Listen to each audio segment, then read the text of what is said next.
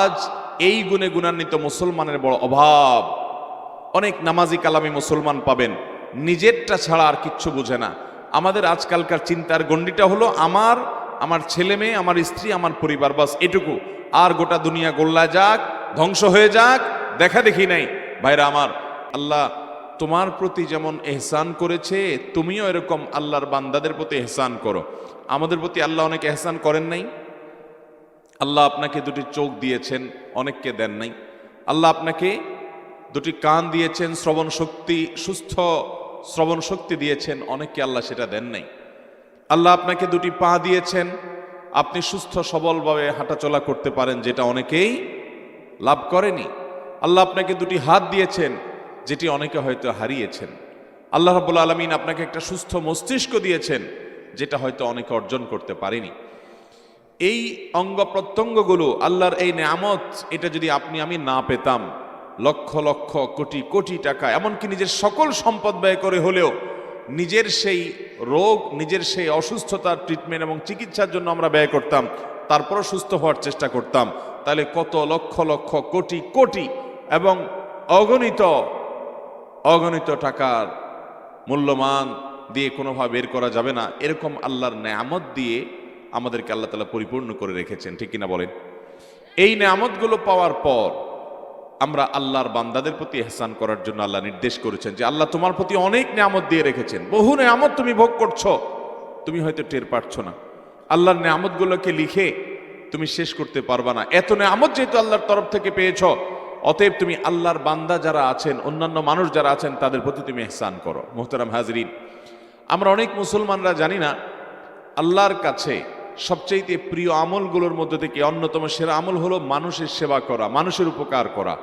আমাদের লজ্জা লাগে যখন বিভিন্ন পশ্চিমা দুনিয়ার দেশগুলোর এম্বাসিগুলোর তরফ থেকে, তাদের দেশের বিভিন্ন এনজিওগুলোর তরফ থেকে আমাদের দেশে, গ্রামে, শহরে, সর্বত্র অভাবী মানুষদের সেবা করার চেষ্টা করা হয়।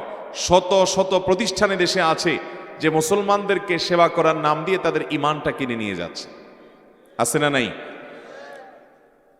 তারা বিভিন্ন জায়গায় মানুষকে লোভ দিয়ে দুর্বল ঈমানদার এবং অভাবী মানুষদেরকে টাকা পয়সা, ঘর বাড়ি করে দেওয়ার প্রলোভন দিয়ে, চাকরি বাকরির প্রলোভন দিয়ে তাদেরকে ঈমান হারা করে ফেলছে। এই সুযোগটা তারা কেন পেল? এই সুযোগ তারা এজন্য পেয়েছে যে আমরা আমাদের দায়িত্ব সঠিকভাবে পালন করছি না। আমরা মনে করি অনেকে ওয়াজ মাহফিল করলাম, ওয়াজ শুনলাম, নামাজ রোজা করলাম, আমার দায়িত্ব শেষ হয়ে গেছে। না ভাই, আপনার আমার আশেপাশে যে সমস্ত অভাবী মানুষেরা আছে, যে সমস্ত কষ্টে থাকা মানুষগুলো আছে, এই মানুষগুলোর পাশে আপনার আমার সাধ্য অনুযায়ী সহযোগিতার হাত বাড়িয়ে দেওয়া, এটা আমাদের নৈতিক দায়িত্ব।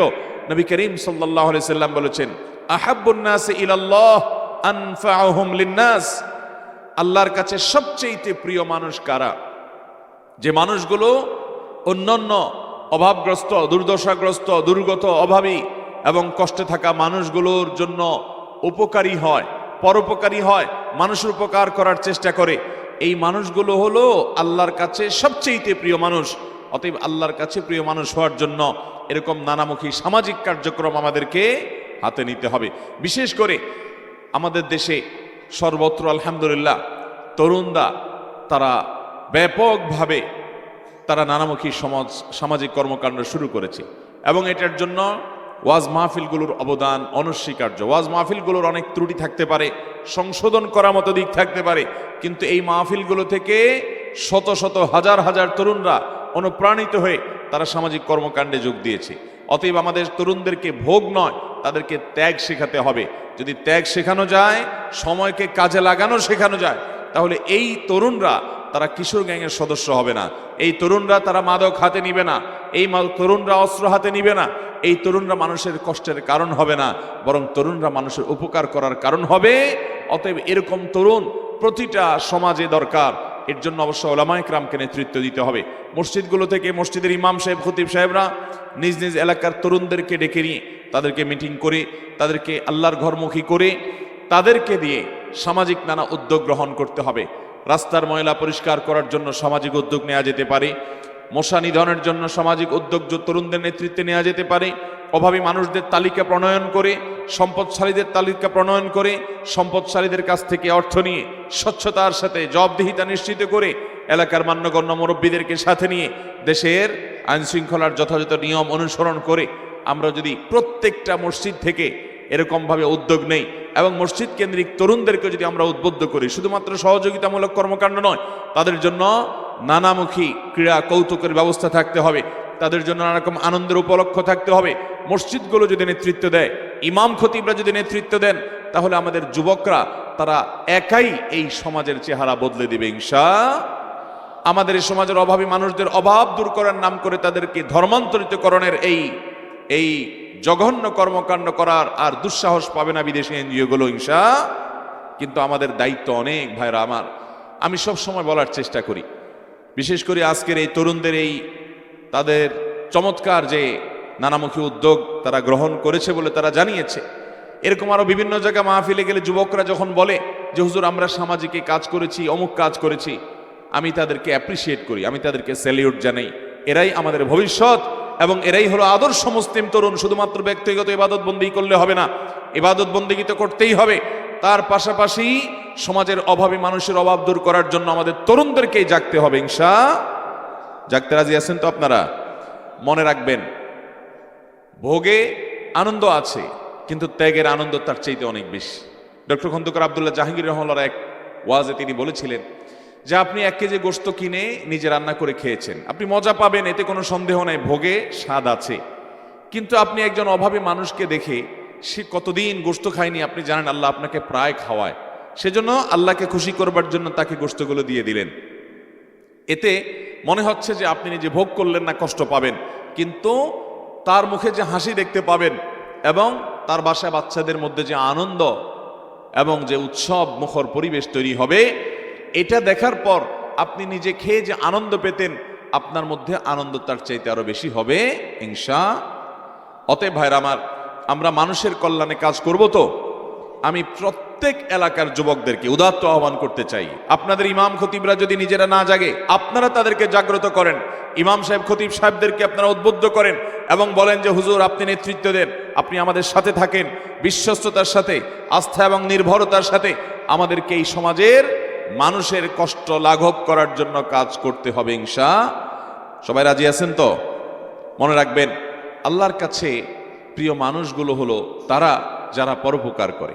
নবী করিম সাল্লাল্লাহু আলাইহি ওয়াসাল্লামের ঐতিহাসিক একটা হাদিস আসে, আপনারা অনেকেই শুনেছেন। নবী আলাইহিস সালাম বলেছেন, মান নাফাসা আন মুমিনিন কুরবাতাম মিন কুরাবিদ দুনিয়া, যে ব্যক্তি কোন ঈমানদারের দুনিয়ার কোন একটা কষ্ট দূর করার চেষ্টা করে, তার বিপদ লাঘবের দূর করার জন্য, তার কষ্ট লাঘবের জন্য একটু দৌড়াদৌড়ি করে, কারোর চিকিৎসার জন্য তিনি দৌড়াদৌড়ি করছেন, আপনি একটু তার রোগীটার জন্য একটা গাড়ির ব্যবস্থা করলেন, ডাক্তারের সাথে কথা বলে দিলেন, একটু হেল্প করলেন, সহযোগিতা করলেন, আগায় দিলেন, এরকম যদি কেউ করে, নাফাসাল্লাহু আনহু মিন কুরাবি ইয়াউমিল কিয়ামা, কিয়ামতের দিন আল্লাহ তাআলা তার নানামুখী বিপদ যখন সে তার হবে, আল্লাহ তাআলা সেগুলো দূর করে দিবেন দুনিয়াতে এই মানুষের উপকার করার কারণে।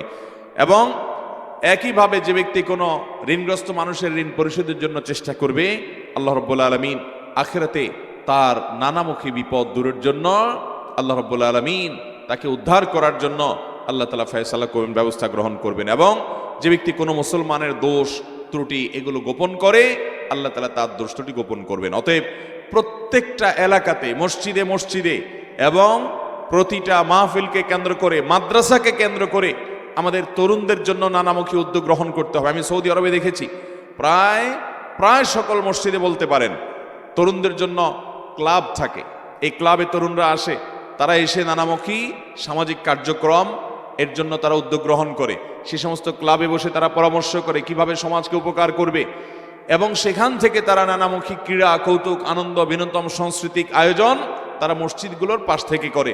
দুঃখজনক, আমাদের দেশে মসজিদগুলো থেকে সেরকম কোনো উদ্যোগ নেওয়া হয় না, আমাদের তরুণরা সেজন্য বিপদগামী হয়ে যায়, খারাপ দিকে চলে যায়। এই জন্য মসজিদগুলোকে যেরকম তরুণদের জন্য উপযোগী প্রতিষ্ঠান হিসেবে গড়ে তুলতে হবে, তাদের জন্য নানামুখী উইং এবং উইন্ডো খুলতে হবে, তাদের জন্য অফিস খুলতে হবে, তাদেরকে মসজিদ থেকেই তাদেরকে নেতৃত্ব দিতে হবে, তাহলে এই সমাজের অভাবী মানুষ এবং কষ্টে থাকা মানুষের কষ্ট লাঘব হতে আর সময় লাগবে না ইনশাআল্লাহ। সবাই চেষ্টা করব তো? আল্লাহ তাআলা আমাদের তরুণদের সবাইকে জেগে ওঠার তৌফিক দান করুন। সকল ভালো কাজে তাদেরকে অংশগ্রহণ করার তৌফিক দান করুন। আপনারা সারা দেশে যত সেবামূলক সংগঠন আছেন তরুণদের, আপনারা সুসংগঠিত থাকবেন এবং মিলেমিশে কাঁধে কাঁধ মিলিয়ে ওলামায়ে কেরাম, দিনদার এবং সমাজের গণ্যমান্য সৎ নেতৃত্বশীল মানুষগুলোকে সামনে রেখে আপনারা আপনাদের স্বচ্ছতা, জবাবদিহিতার সাথে মানুষের উপকারের জন্য বিভিন্ন রকমের উদ্যোগ গ্রহণ করবেন। টাকা পয়সা নাই, টাকা পয়সার কোনো প্রয়োজন হয় না। মনে রাখবেন, সামাজিক উদ্যোগ গ্রহণ করার জন্য টাকাটাই মূল বিষয় নয়, বরং দরকার হলো আমাদের মন মানসিকতা। আপনি শারীরিক পরিশ্রম দিয়ে একটা কালভার্ট ভেঙে গেছে, একটা সাঁকো ভেঙে গেছে, মানুষের চলাচলে অসুবিধা হয়, 20 জন যুবক মিলে সেটা ঠিক করে দেন। মনে রাখবেন, এগুলো শুধু তথাকথিত সামাজিক কাজ না, এগুলো ইবাদত, অনেক বড় ইবাদত। এই ইবাদতগুলো আজকাল আমরা জানি না, সবাই স্বার্থপর, ইয়ানফসি করি। আমরা আজকাল সেই দৃশ্য সমাজে দেখতে পাই না যে একজন মানুষ, বৃদ্ধ মানুষ, কোনো ভারী বোঝা, ভারী কোনো তিনি বস্তা নিয়ে কিংবা কোনো ব্যাগ নিয়ে, বাজার নিয়ে, কোনো কিছু নিয়ে তিনি হাঁটাহাঁটি করছেন, কোনো জায়গাতে কোথাও যাচ্ছেন, তার কষ্ট হচ্ছে। সেরকম যুবক, সেরকম তরুণ খুব একটা দেখা যায় না যে গিয়ে বলে, চাচা আপনার এই বোঝাটা আমি একটু বহন করে দেই।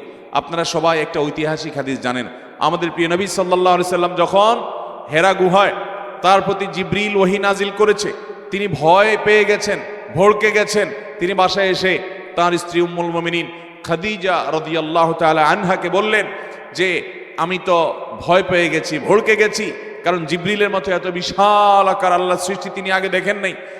এবং জিবরিল নবী আলাইহিস সালামকে জড়িয়ে ধরে বুকের সাথে চাপ দিয়েছেন। তিনি ভয় পেয়ে গেছেন যে নবমণ্ডল থেকে ভূমণ্ডল পর্যন্ত এরকম বিশাল আকারের একটা সৃষ্টি, এত বড় সৃষ্টি তো আগে দেখা হয়নি। আবার নবী সাল্লাল্লাহু আলাইহি সাল্লামকে এরকম বুকের সাথে জড়িয়ে চাপ দিয়েছেন। তিনি ভীত সন্ত্রস্ত হয়েছেন, মনে করেছেন তার কোনো ক্ষতি হয়ে যাবে, তিনি বোধহয় মরে যাবেন, কোনো শত্রু লেগেছে, কোনো দুষ্ট জিন বা এরকম কোনো কিছু তার পিছনে পড়েছে।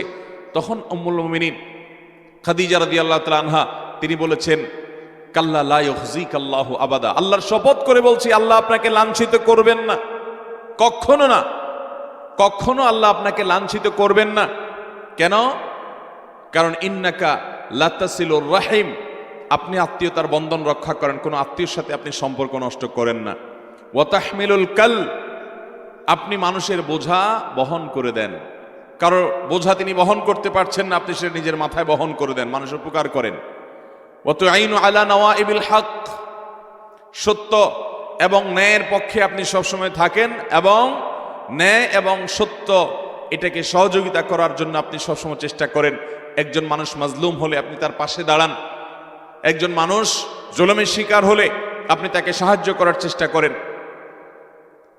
ওয়া তাকরিদ দাইফ, এবং আপনি মেহমানকে মেহমানদারি করেন, আপনি কোনো মেহমানকে অপমান করেন না, মেহমানের উপকার করার, খেদমত করার, সম্মান করার, মেহমানদারি করার চেষ্টা আপনি করেন। আপনি যেতে এই কাজগুলো করেন, সামাজিক কাজ, মানুষ উপকার করেন, এজন্য আল্লাহ আপনাকে কখনো অপমান করবে। মুহতারাম হাজিরিন, আজ এই গুণে গুণান্বিত মুসলমানের বড় অভাব। অনেক নামাজি কালামি মুসলমান পাবেন, নিজেরটা ছাড়া আর কিচ্ছু বুঝে না। আমাদের আজকালকার চিন্তার গণ্ডিটা হলো আমার ছেলে মেয়ে, আমার স্ত্রী, আমার পরিবার, বাস এটুকু। আর গোটা দুনিয়া গোল্লা যাক, ধ্বংস হয়ে যাক, দেখা দেখি নাই। ভাইরা আমার, মাত্র কিছুদিন আগে আমাদের থেকে করোনা বিদায় নিয়েছে। এই করোনা যখন শুরু হয়েছে তখন আমরা অনেক চিকিৎসককে দেখেছি, অনেক ডাক্তারকে দেখেছি, অনেক সেবামূলক সাহায্য সংস্থা মানুষকে নিবেদন করে, মানুষের জন্য করে, এরকম অনেক সংগঠনকে দেখেছি, অনেক ব্যক্তিকে আমরা দেখেছি ব্যক্তিগত উদ্যোগে তারা করোনায় যারা মৃত্যুবরণ করেছেন তাদের লাশ দাফন করছে, যারা অসুস্থ হয়েছেন তাদের সেবা দিয়েছেন। হাসপাতালের নার্স এবং ডাক্তারদের মধ্যে অনেকে বাসা বাড়িতে গিয়ে দরজা আটকায় দিয়েছেন, আবার অনেকে রিস্ক নিয়ে কাজ করেছেন। আমি ঢাকা মেডিকেল কলেজের এমন ডাক্তারকেও চিনি ব্যক্তিগতভাবে, বলেছে করোনার শুরু থেকে শেষ পর্যন্ত আমি নন স্টপ কাজ করার চেষ্টা করেছি এবং এত বেশি আমি বেপরোয়া ছিলাম, আমার সহকর্মীরা বললেন, আরে তোমার তো ধ্বংস হয়ে যাবে, তুমি তো মারা পড়বা। তিনি বলেন যে আমি মুসলমান হিসাবে বিশ্বাস করি, আমার জন্য আল্লাহ যতদিন হায়াত বরাদ্দ রেখেছেন তার একদিন আগেও আমি দুনিয়া থেকে যাব না, একদিন পরও আমার মৃত্যু হবে না।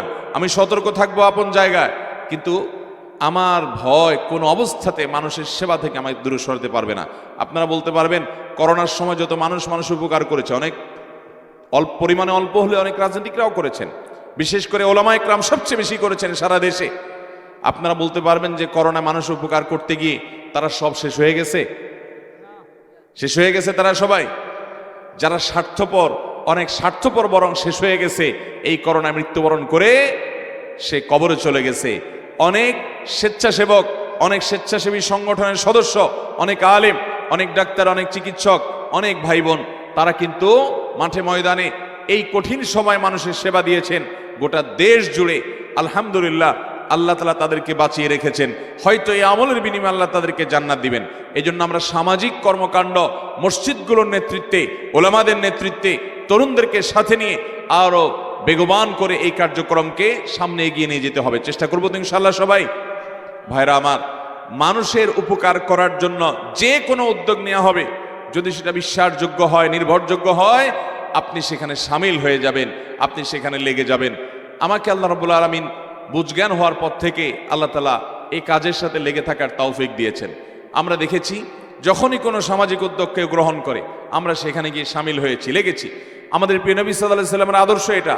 তিনি হিলফুল ফুজুল নামক সংগঠন করেছেন এবং এই সংগঠনের উদ্দেশ্যই ছিল অন্যতম, এই সংগঠনের সাথে তিনি জুড়েছেন, এর অন্যতম উদ্দেশ্যই ছিল যে মক্কায় যে সমস্ত মানুষরা বাহির থেকে আসবে কেউ যেন তাদেরকে জুলুম করতে না পারে, তাদের কোনো অসুবিধা হলে যেন দেখভাল করা হয় এবং তাদের জন্য নানামুখী উদ্যোগ গ্রহণ করা হয়।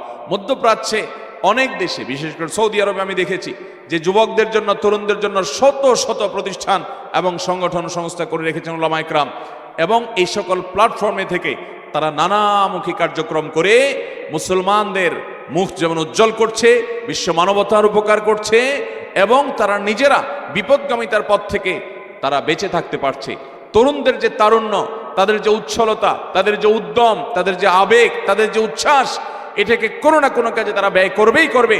আপনি সঠিক কাজ দেখান, সঠিক পথ দেখান, তাদেরকে এঙ্গেজ করেন, তাহলে তারা বিপদগামীর দিকে, বিপদগামিতার দিকে তারা আর যাবে না, বরং সেখান থেকে তারা বেঁচে থাকবে। আমাদের তরুণদেরকে আমরা ভালো কোনো পথ দেখাতে পারি না, এই জন্য তারা মন্দ পথে চলে যায়। অতএব তাদেরকে আমাদের ব্যস্ত করে রাখতে হবে, এঙ্গেজ করে রাখতে হবে। মানুষের জন্য কাজ করার যে অবর্ণনীয় স্বাদ, তৃপ্তি আছে, এটি তাদেরকে উপলব্ধি করার, এটি তাদেরকে অনুভব করার সুযোগ করে দিতে হবে। আল্লাহ তাআলা আমাদের সবাইকে সেই তৌফিক দান করুন।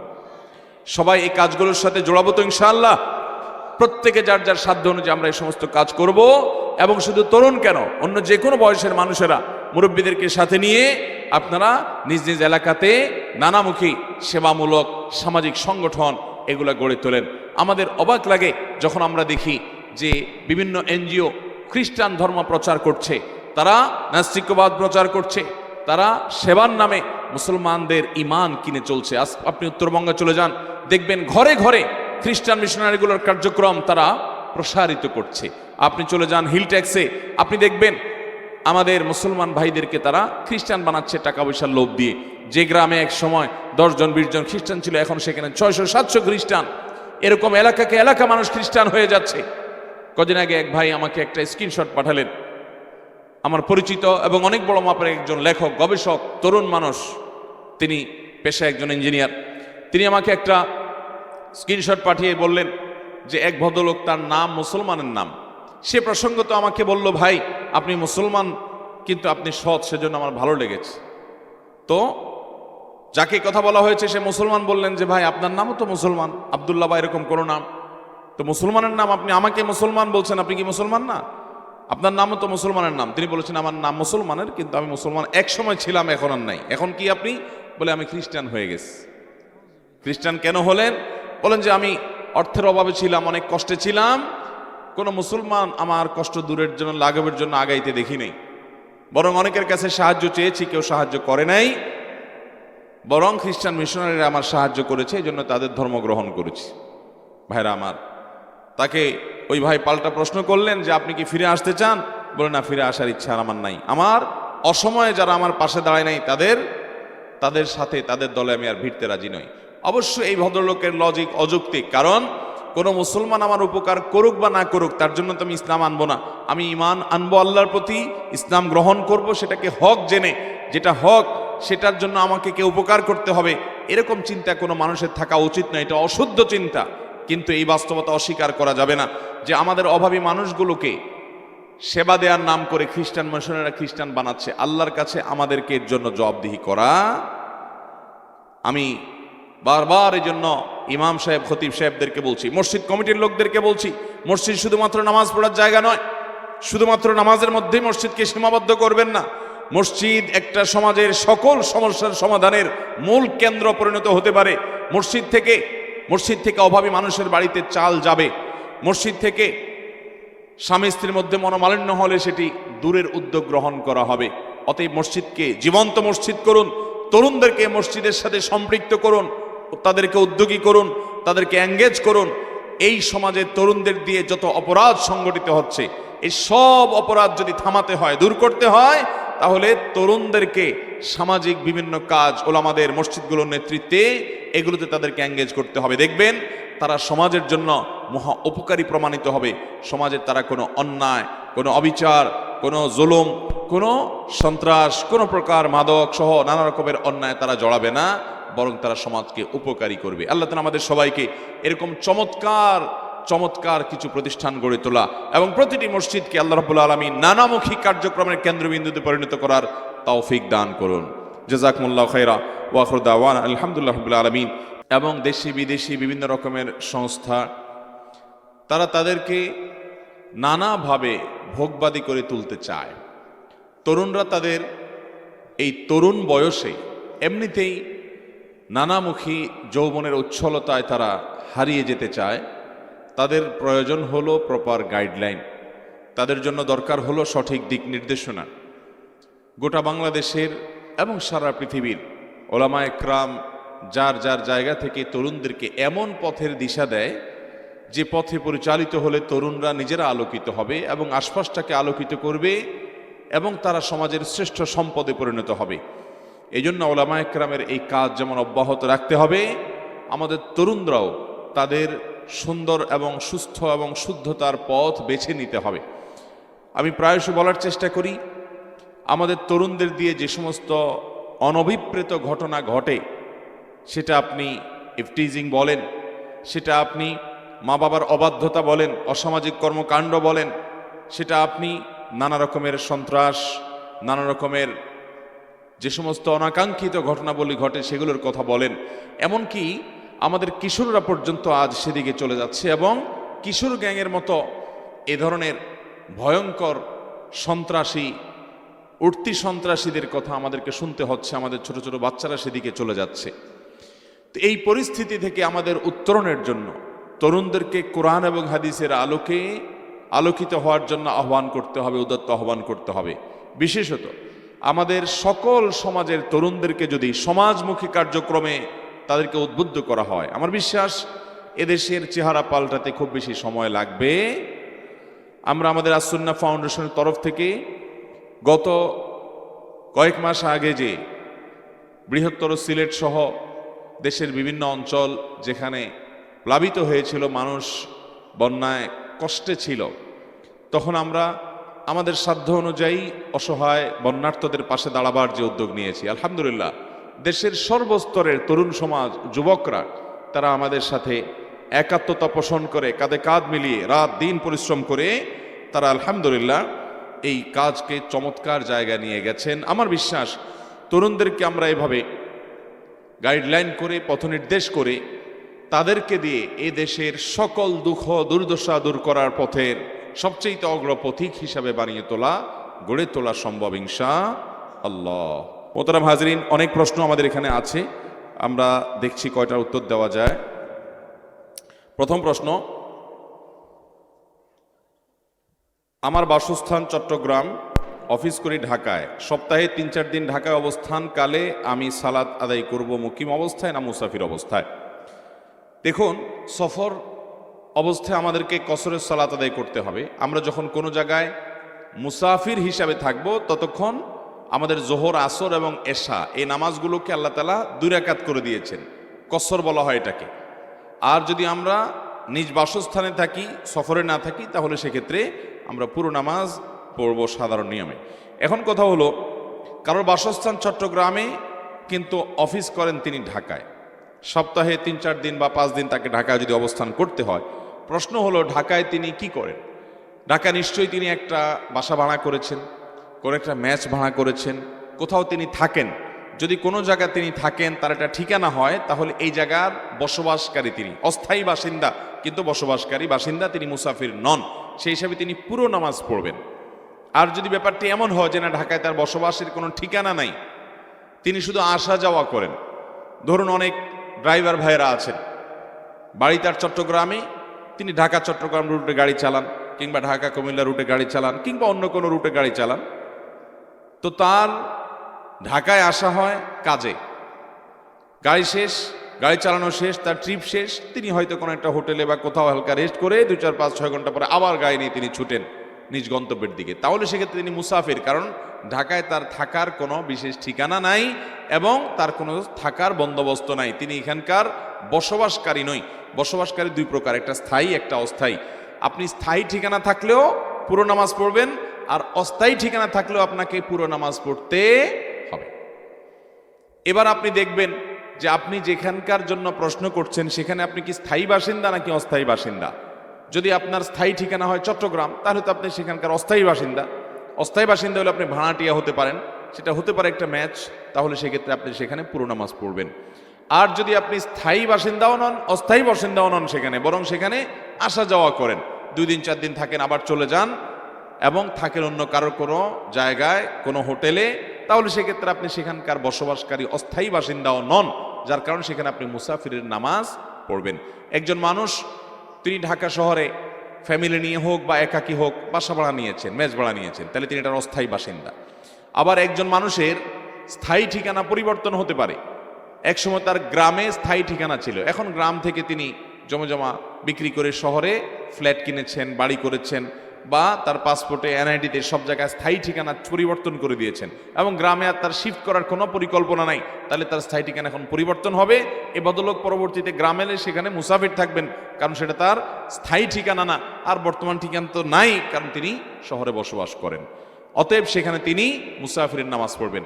আর যদি এমন হয়, অনেক প্রবাসী আছেন, সৌদি আরবে থাকেন, মিডল ইস্টে থাকেন, ইউরোপে থাকেন, তখন আপনার সেই দেশে থাকার ব্যবস্থা আছে, আপনি সেখানে অস্থায়ী বাসিন্দা কিংবা সেখানকার আপনি স্থায়ী বাসিন্দাও হতে পারেন। আবার দেশে আসছেন, গ্রামে আপনার জমি জমা আছে, ঘরবাড়ি আছে, এটাও আপনার দেশের স্থায়ী ঠিকানা, এখানে আপনি পুরো নামাজ পড়বেন, যার কারণে এখানে মুসাফিরের নামাজ পড়বেন না। আমি ইয়াসিন আরাফাত, আমার প্রশ্ন হলো, আমি আল্লাহর ভয় দিয়ে আমার অন্তরটাকে ভিজিয়ে রাখতে চাই, এমন কোনো আমল শিখিয়ে দিবেন যেটা করলে আল্লাহর ভয় আমার অন্তরে পয়দা হবে? মাশাআল্লাহ, সম্ভবত একজন তরুণ, একজন যুবকের প্রশ্ন, খুবই আশা জাগা নিয়ে প্রশ্ন, যে আল্লাহর ভয়, আল্লাহ রাব্বুল আলামিনের খৌফ, এটা দিয়ে অন্তরকে তিনি সবসময় জাগ্রত করে রাখতে চান, সমৃদ্ধ করে রাখতে চান। ভাইরা আমার, দুনিয়ার কোনো মানুষের ভয়, এটা আমাদেরকে তটস্থ করে, এটা আমাদেরকে সন্ত্রস্ত করে, এটা আমাদের মধ্যে ত্রাসের সৃষ্টি করে, এটা আমাদেরকে কষ্ট দেয়।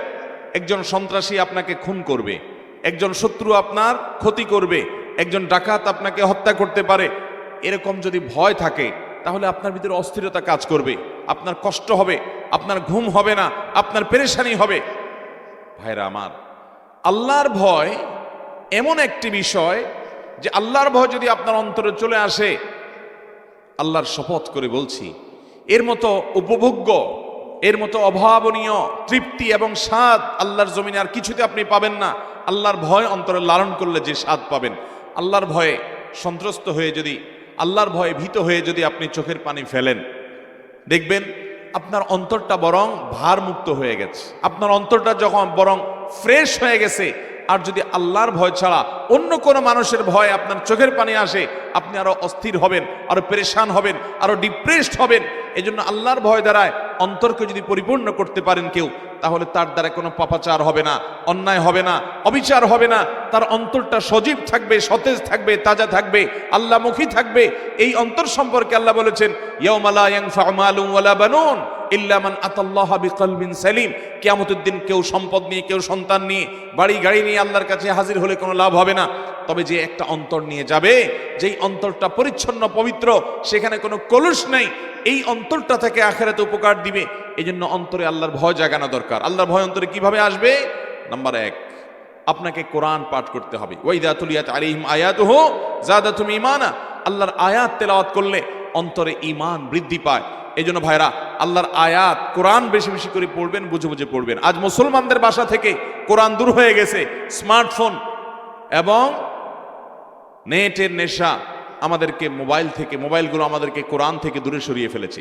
কোরআন যদি আপনি বুঝে বুঝে পড়েন, অর্থ সহকারে, ব্যাখ্যা সহকারে তিলাওয়াত করেন, প্রতিদিন আপনি কোরআনের সাথে সময় কাটান, আপনার অন্তর আল্লাহর ভয়ে বিগলিত হবে। আলাম ইয়ানি লিল্লাযীনা আমানু আন তাখশা কুলুবুহুম লিযিকরিল্লাহ ওয়া মা নাযালা মিনাল হক।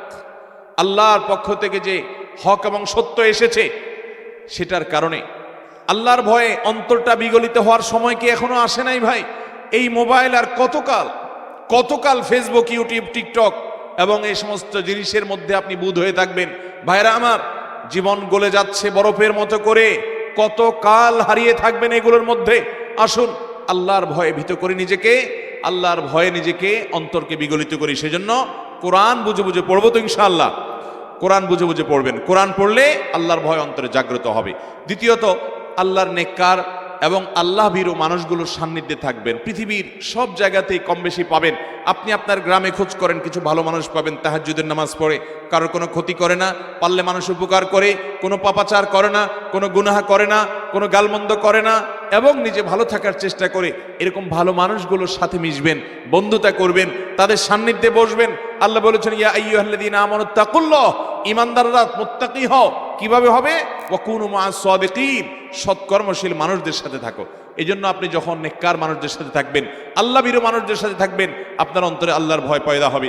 তৃতীয়ত, আপনি যখন এমন কোনো বিষয়ের নেশা ছেড়ে দিবেন যে বিষয়টি আপনাকে আল্লাহ থেকে দূরে সরায়। আমি প্রায়শ বলার চেষ্টা করি, স্মার্টফোন, যে কোনো অ্যান্ড্রয়েড হোক, আইফোন হোক, এই সমস্ত স্মার্টফোন, ট্যাব, কম্পিউটার ইত্যাদি, এগুলো ফেসবুক, ইউটিউব ইত্যাদি, এগুলোর নেশা বেশিরভাগ মানুষকে আজ আল্লাহ থেকে দূরে সরিয়ে দিচ্ছে।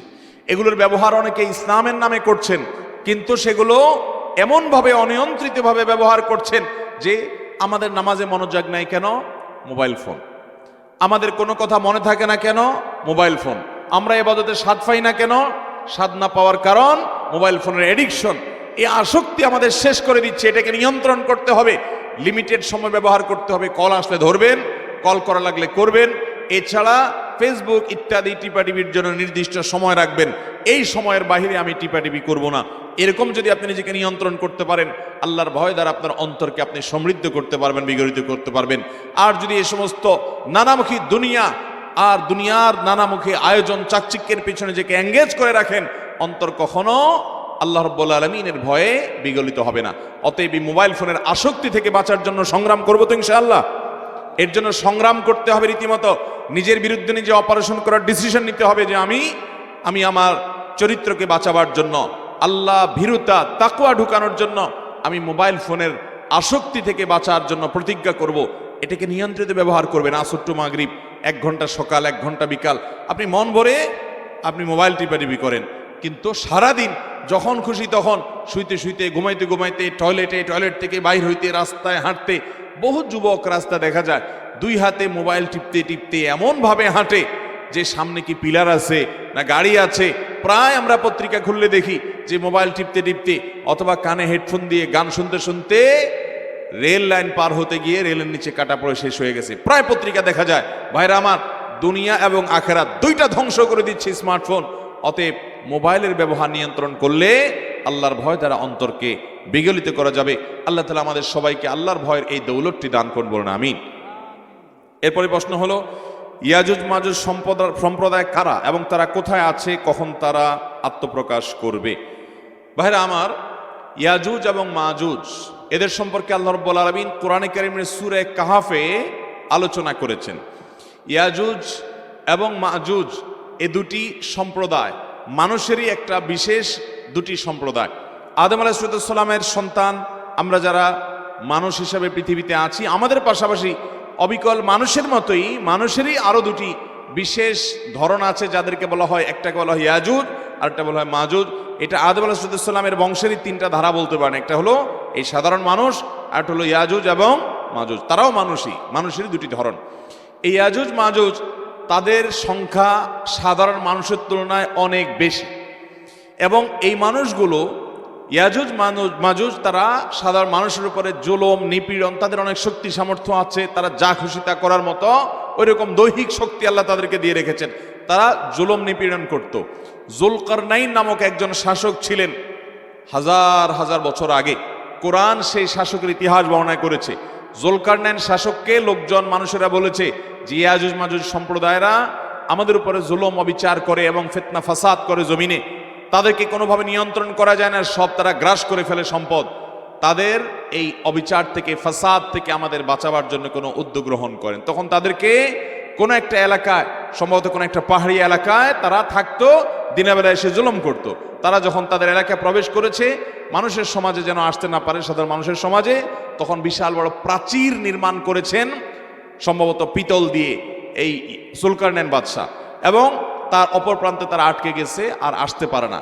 কিয়ামতের আগে তারা সেই প্রাচীর ডিঙ্গিয়ে তারা আসবে। প্রতিদিনই তারা প্রাচীর ডিঙ্গানোর চেষ্টা করে, কিন্তু আল্লাহ তাআলার বিশেষ আল্লাহ নির্দেশের কারণে তারা সেটি অতিক্রম করতে পারে না।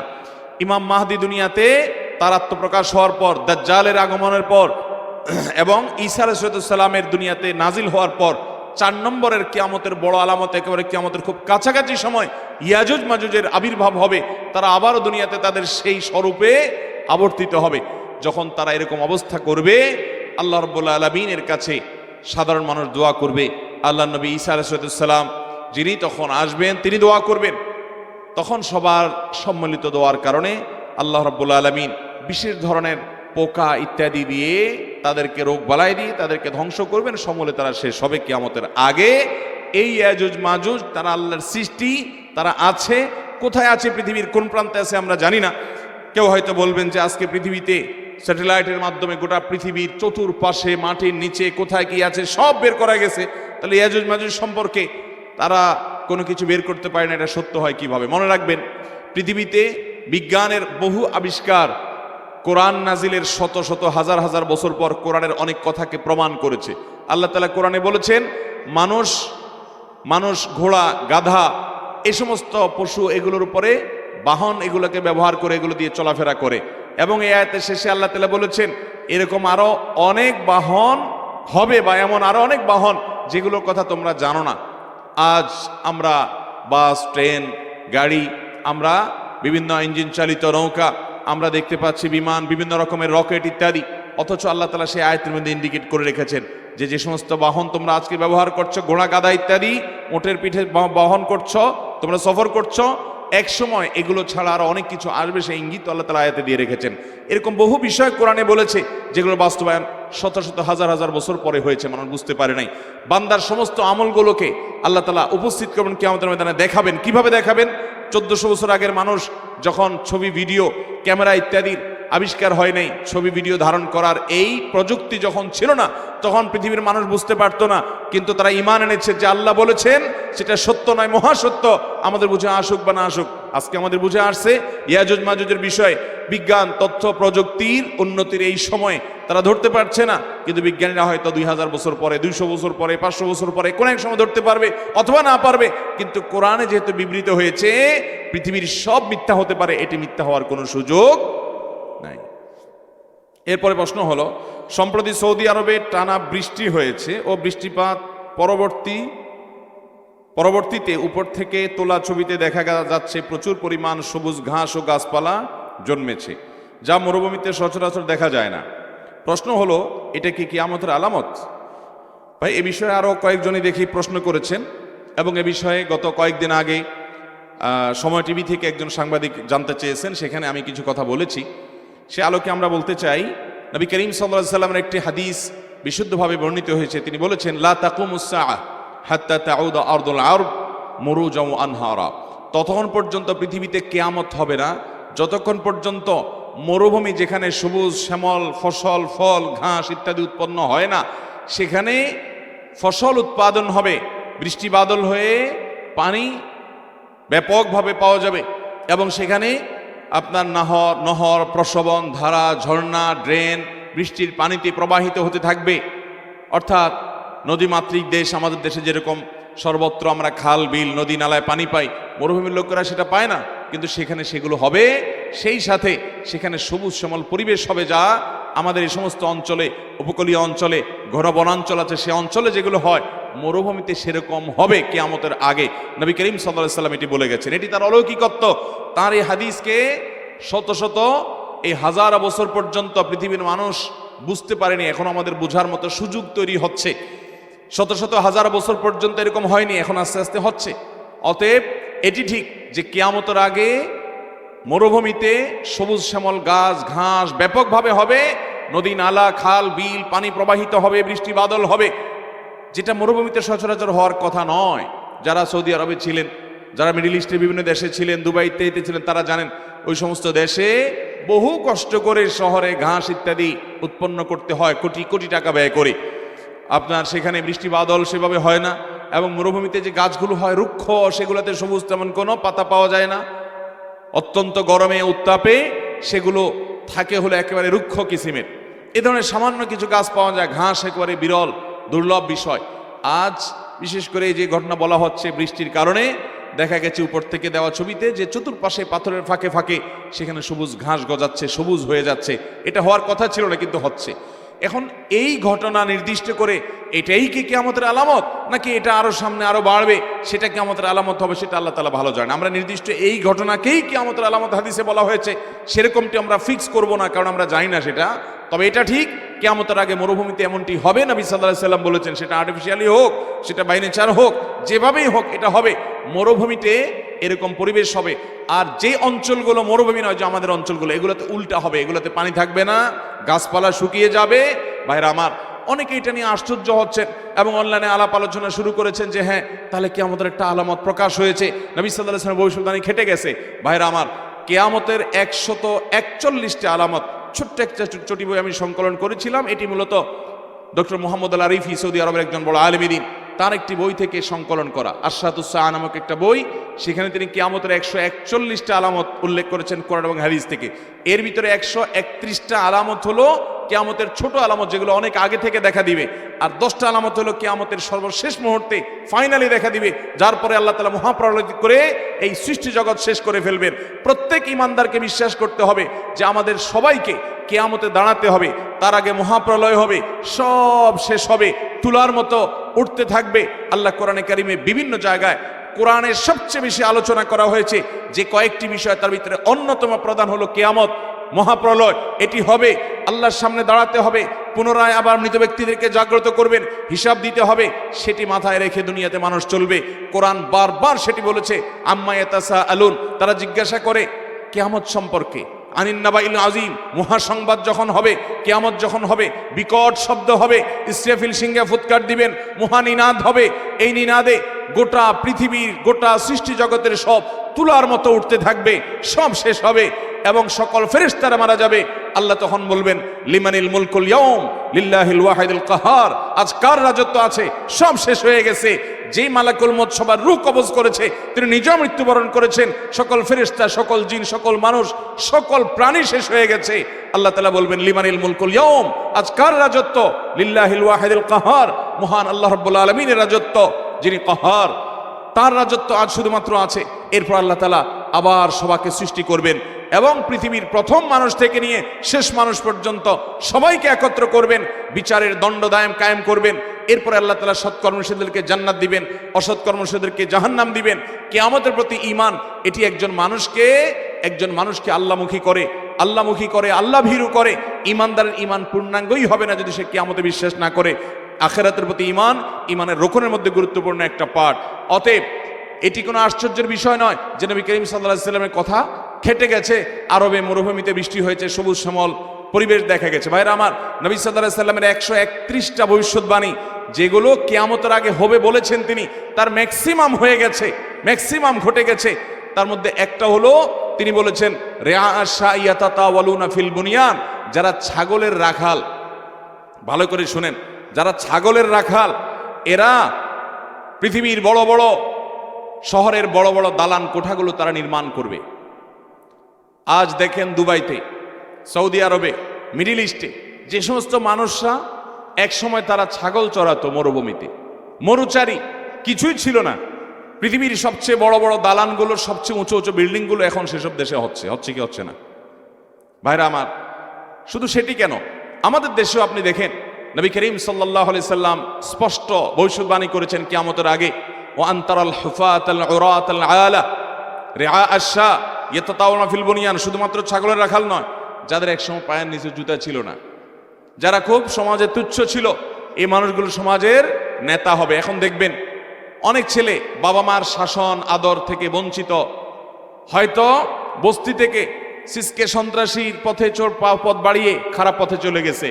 এক সময় সে খুন খারাপি করিডোরে বিভিন্ন রাজনৈতিক দলে যোগ দিয়ে সে বিশাল বড় নেতা হয়ে দেখা যাচ্ছে মন্ত্রী হওয়ার উপক্রম আছে না নাই? আজ নবী করিম সাল্লাল্লাহু আলাইহি সাল্লামের সেই কথা চতুর্দিকে তাকালে আপনি দেখবেন খেটে গেছে। তিনি বলেছেন যে আনতালিদাল আমাতু রাব্বাতাহা, কিয়ামতের আগে দেখবা যে মা তিনি জন্ম দিয়েছেন তার সন্তানকে, অথচ সন্তান মায়ের সাথে প্রভুর মতো আচরণ করছে, মাকে কাজের বুয়া লোকের মতো কৃতদাসীর মতো আচরণ করছে।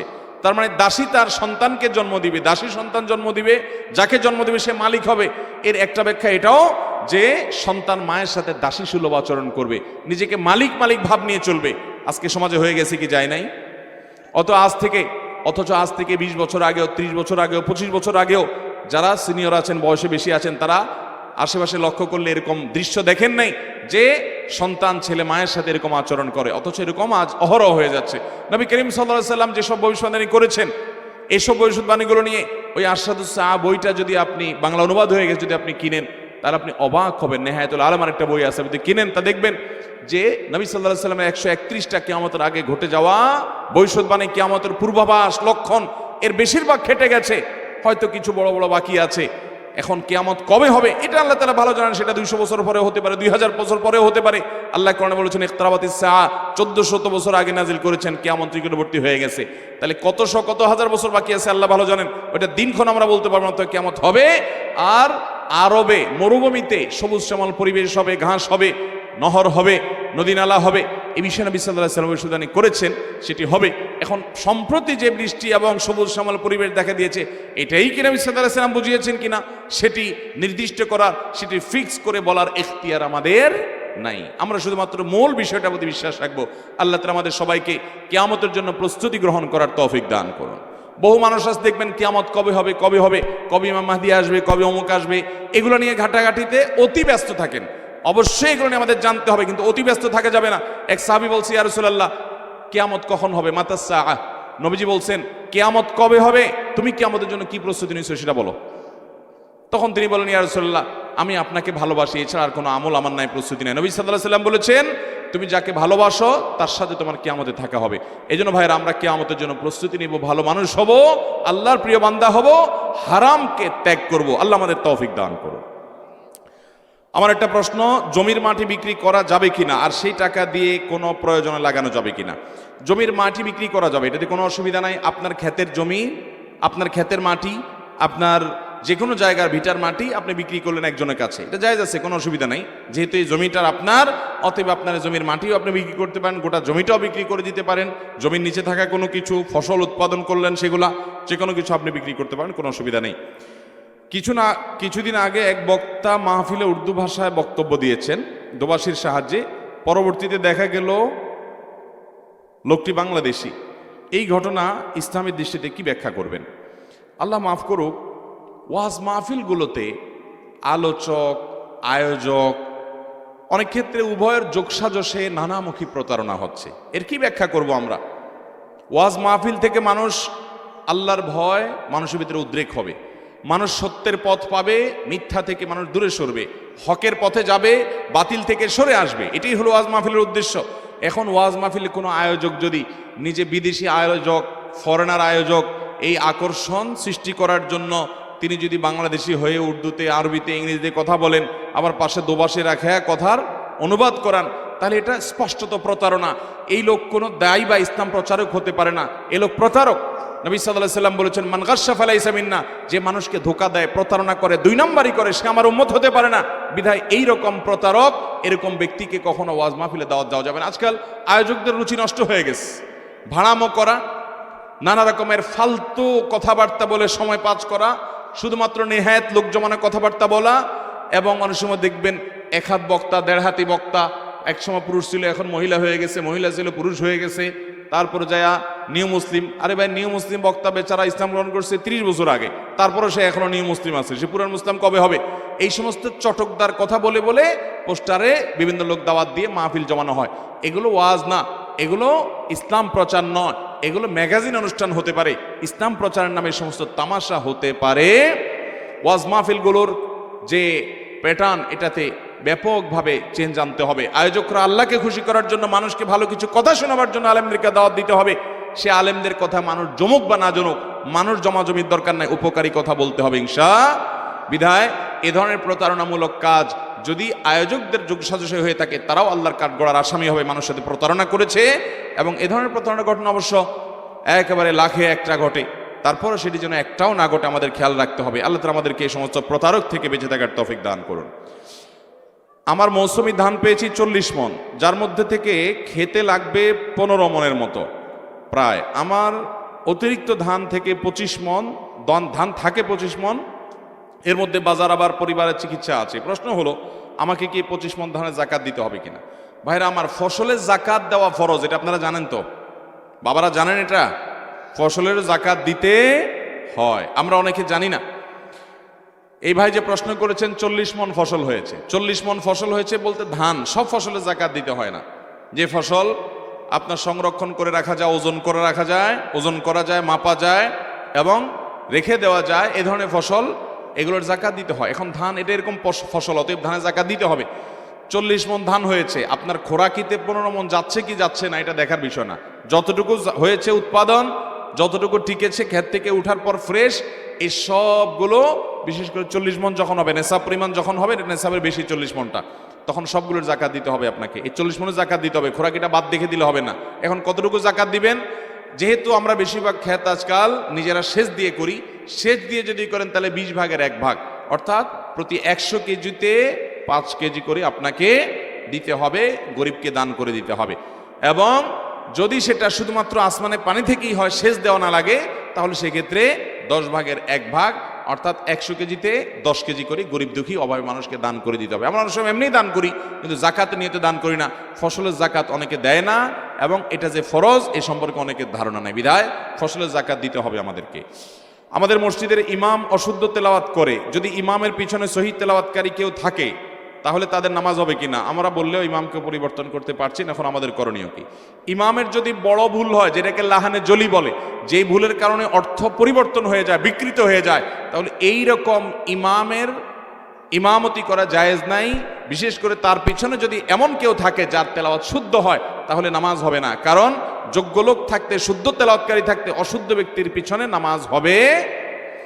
মসজিদ কর্তৃপক্ষের কর্তব্য এরকম ইমামকে পরিবর্তন করা, যদি তারা না করে তারা আল্লাহর কাছে গুনাহগার হবে। মুসল্লিদের উচিত এরকম ইমামকে পরিবর্তনের জন্য উদ্যোগ গ্রহণ করা। যদি করতে না পারেন, সামর্থ্য না থাকে, তাহলে নিজেরা অন্য মসজিদে গিয়ে নামাজ পড়বেন, নিজেরা জামাত করবেন, কিন্তু ওই অশুদ্ধ তেলাওয়াতকারীর পিছনে শুদ্ধ তেলাওয়াতকারী থাকলে কারোর নামাজ হবে না। আমি ছোটবেলা নিজের পিতামাতার দ্বারা অনেক নির্যাতিত হয়েছি, বড় হয়েও আমি সেসব ভুলতে পারি না, মনে মনে গালিগালাজ করি। এখনো আমার পিতা নামাজ পড়ে না, অশ্লীল কথাবার্তা বলে, যা আমার অত্যন্ত মানসিক, আমার জন্য পীড়াদায়ক। আমি কি করতে পারি? এই ভলান্টিয়াররা কুকুর আওয়াজ করছে, ভলান্টিয়াররা কি করে এখানে বসে বসে? আপনারা এগুলো দেখেন ডানে বামে, হয়তো কুকুর দুষ্টাপ করছে, এগুলো সরান। ভলান্টিয়াররা কেন থাকেন? ভলান্টিয়ারগিরি করবেন না। জি ভাই, এই যে প্রশ্ন, অনেক লোক আছে আমাদের সমাজে অমানুষ বাবা মার নির্যাতনের মুখোমুখি হয়েছেন। অনেক, যে বাবা মা খুব নির্যাতন করছে, যদিও এর উল্টাটাই বেশিরভাগ হয়, কিছু কিছু ক্ষেত্রে এরকম হয়।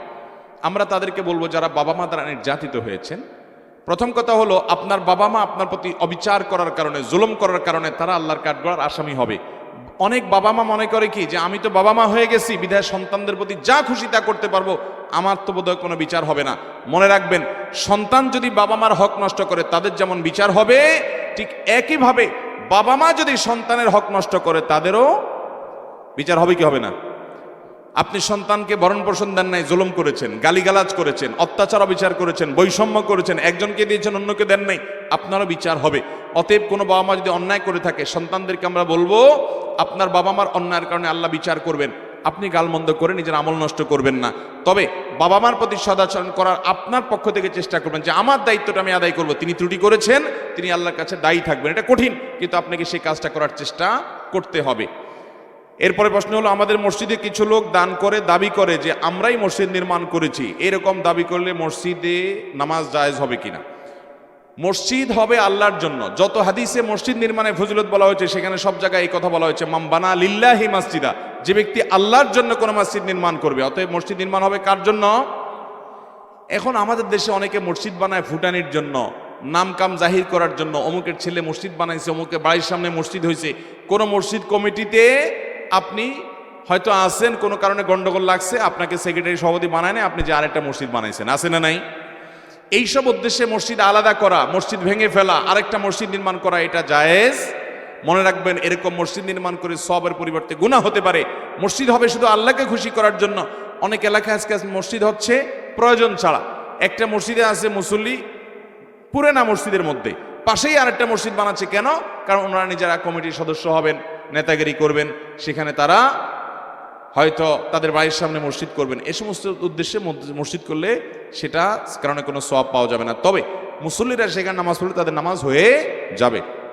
কেউ যদি না মসজিদ বানায় গর্ব করে না আমাদের মসজিদ আমরা নির্মাণ করছি, মুসল্লিদের সাথে এরকম কথা বলে, তাহলে এটা তার ইখলাস নাই, আল্লাহকে খুশি করার জন্য করে নাই। তার প্রমাণ আল্লাহর জন্য দান করার পর সেটা আপনি মানুষের কাছে জাহির করতে যাবেন, এটা আল্লাহকে দিয়ে দিয়েছেন, আপনার এখানে কোনো কথা নাই। অতএব আপনি যদি সেটা নিয়ে আবার গাল গল্প দেন, গর্ব করেন, অহংকার করেন, তাহলে মুসল্লিদের নামাজ হয়ে যাবে, কিন্তু যারা এরকম করবে তারা পাপিষ্ঠ এবং গুনাহগার। হ্যাঁ, কথার কথা যদি বলতে হয়, এমনি জাস্ট যা মানে বোঝানোর জন্য যে আলহামদুলিল্লাহ আল্লাহ আমাদেরকে দিয়ে করাইছে, তার অন্তরের মধ্যে প্রকাশ করা বা গর্ব করা উদ্দেশ্য নাই, অন্যকে ছোট করা উদ্দেশ্য নাই, তাহলে অসুবিধা নাই। এরপরে প্রশ্ন হলো, আমার 5 জন বোন, আমি একমাত্র ভাই। 5 জনের মধ্যে একজনের বড়। আমাদের সম্পদ মোট 170%। আমাদের এলাকায় যৌতুকের প্রচলন থাকার কারণে প্রায় 70% জমি বিক্রি করে তাদের বিবাহ দিয়েছি।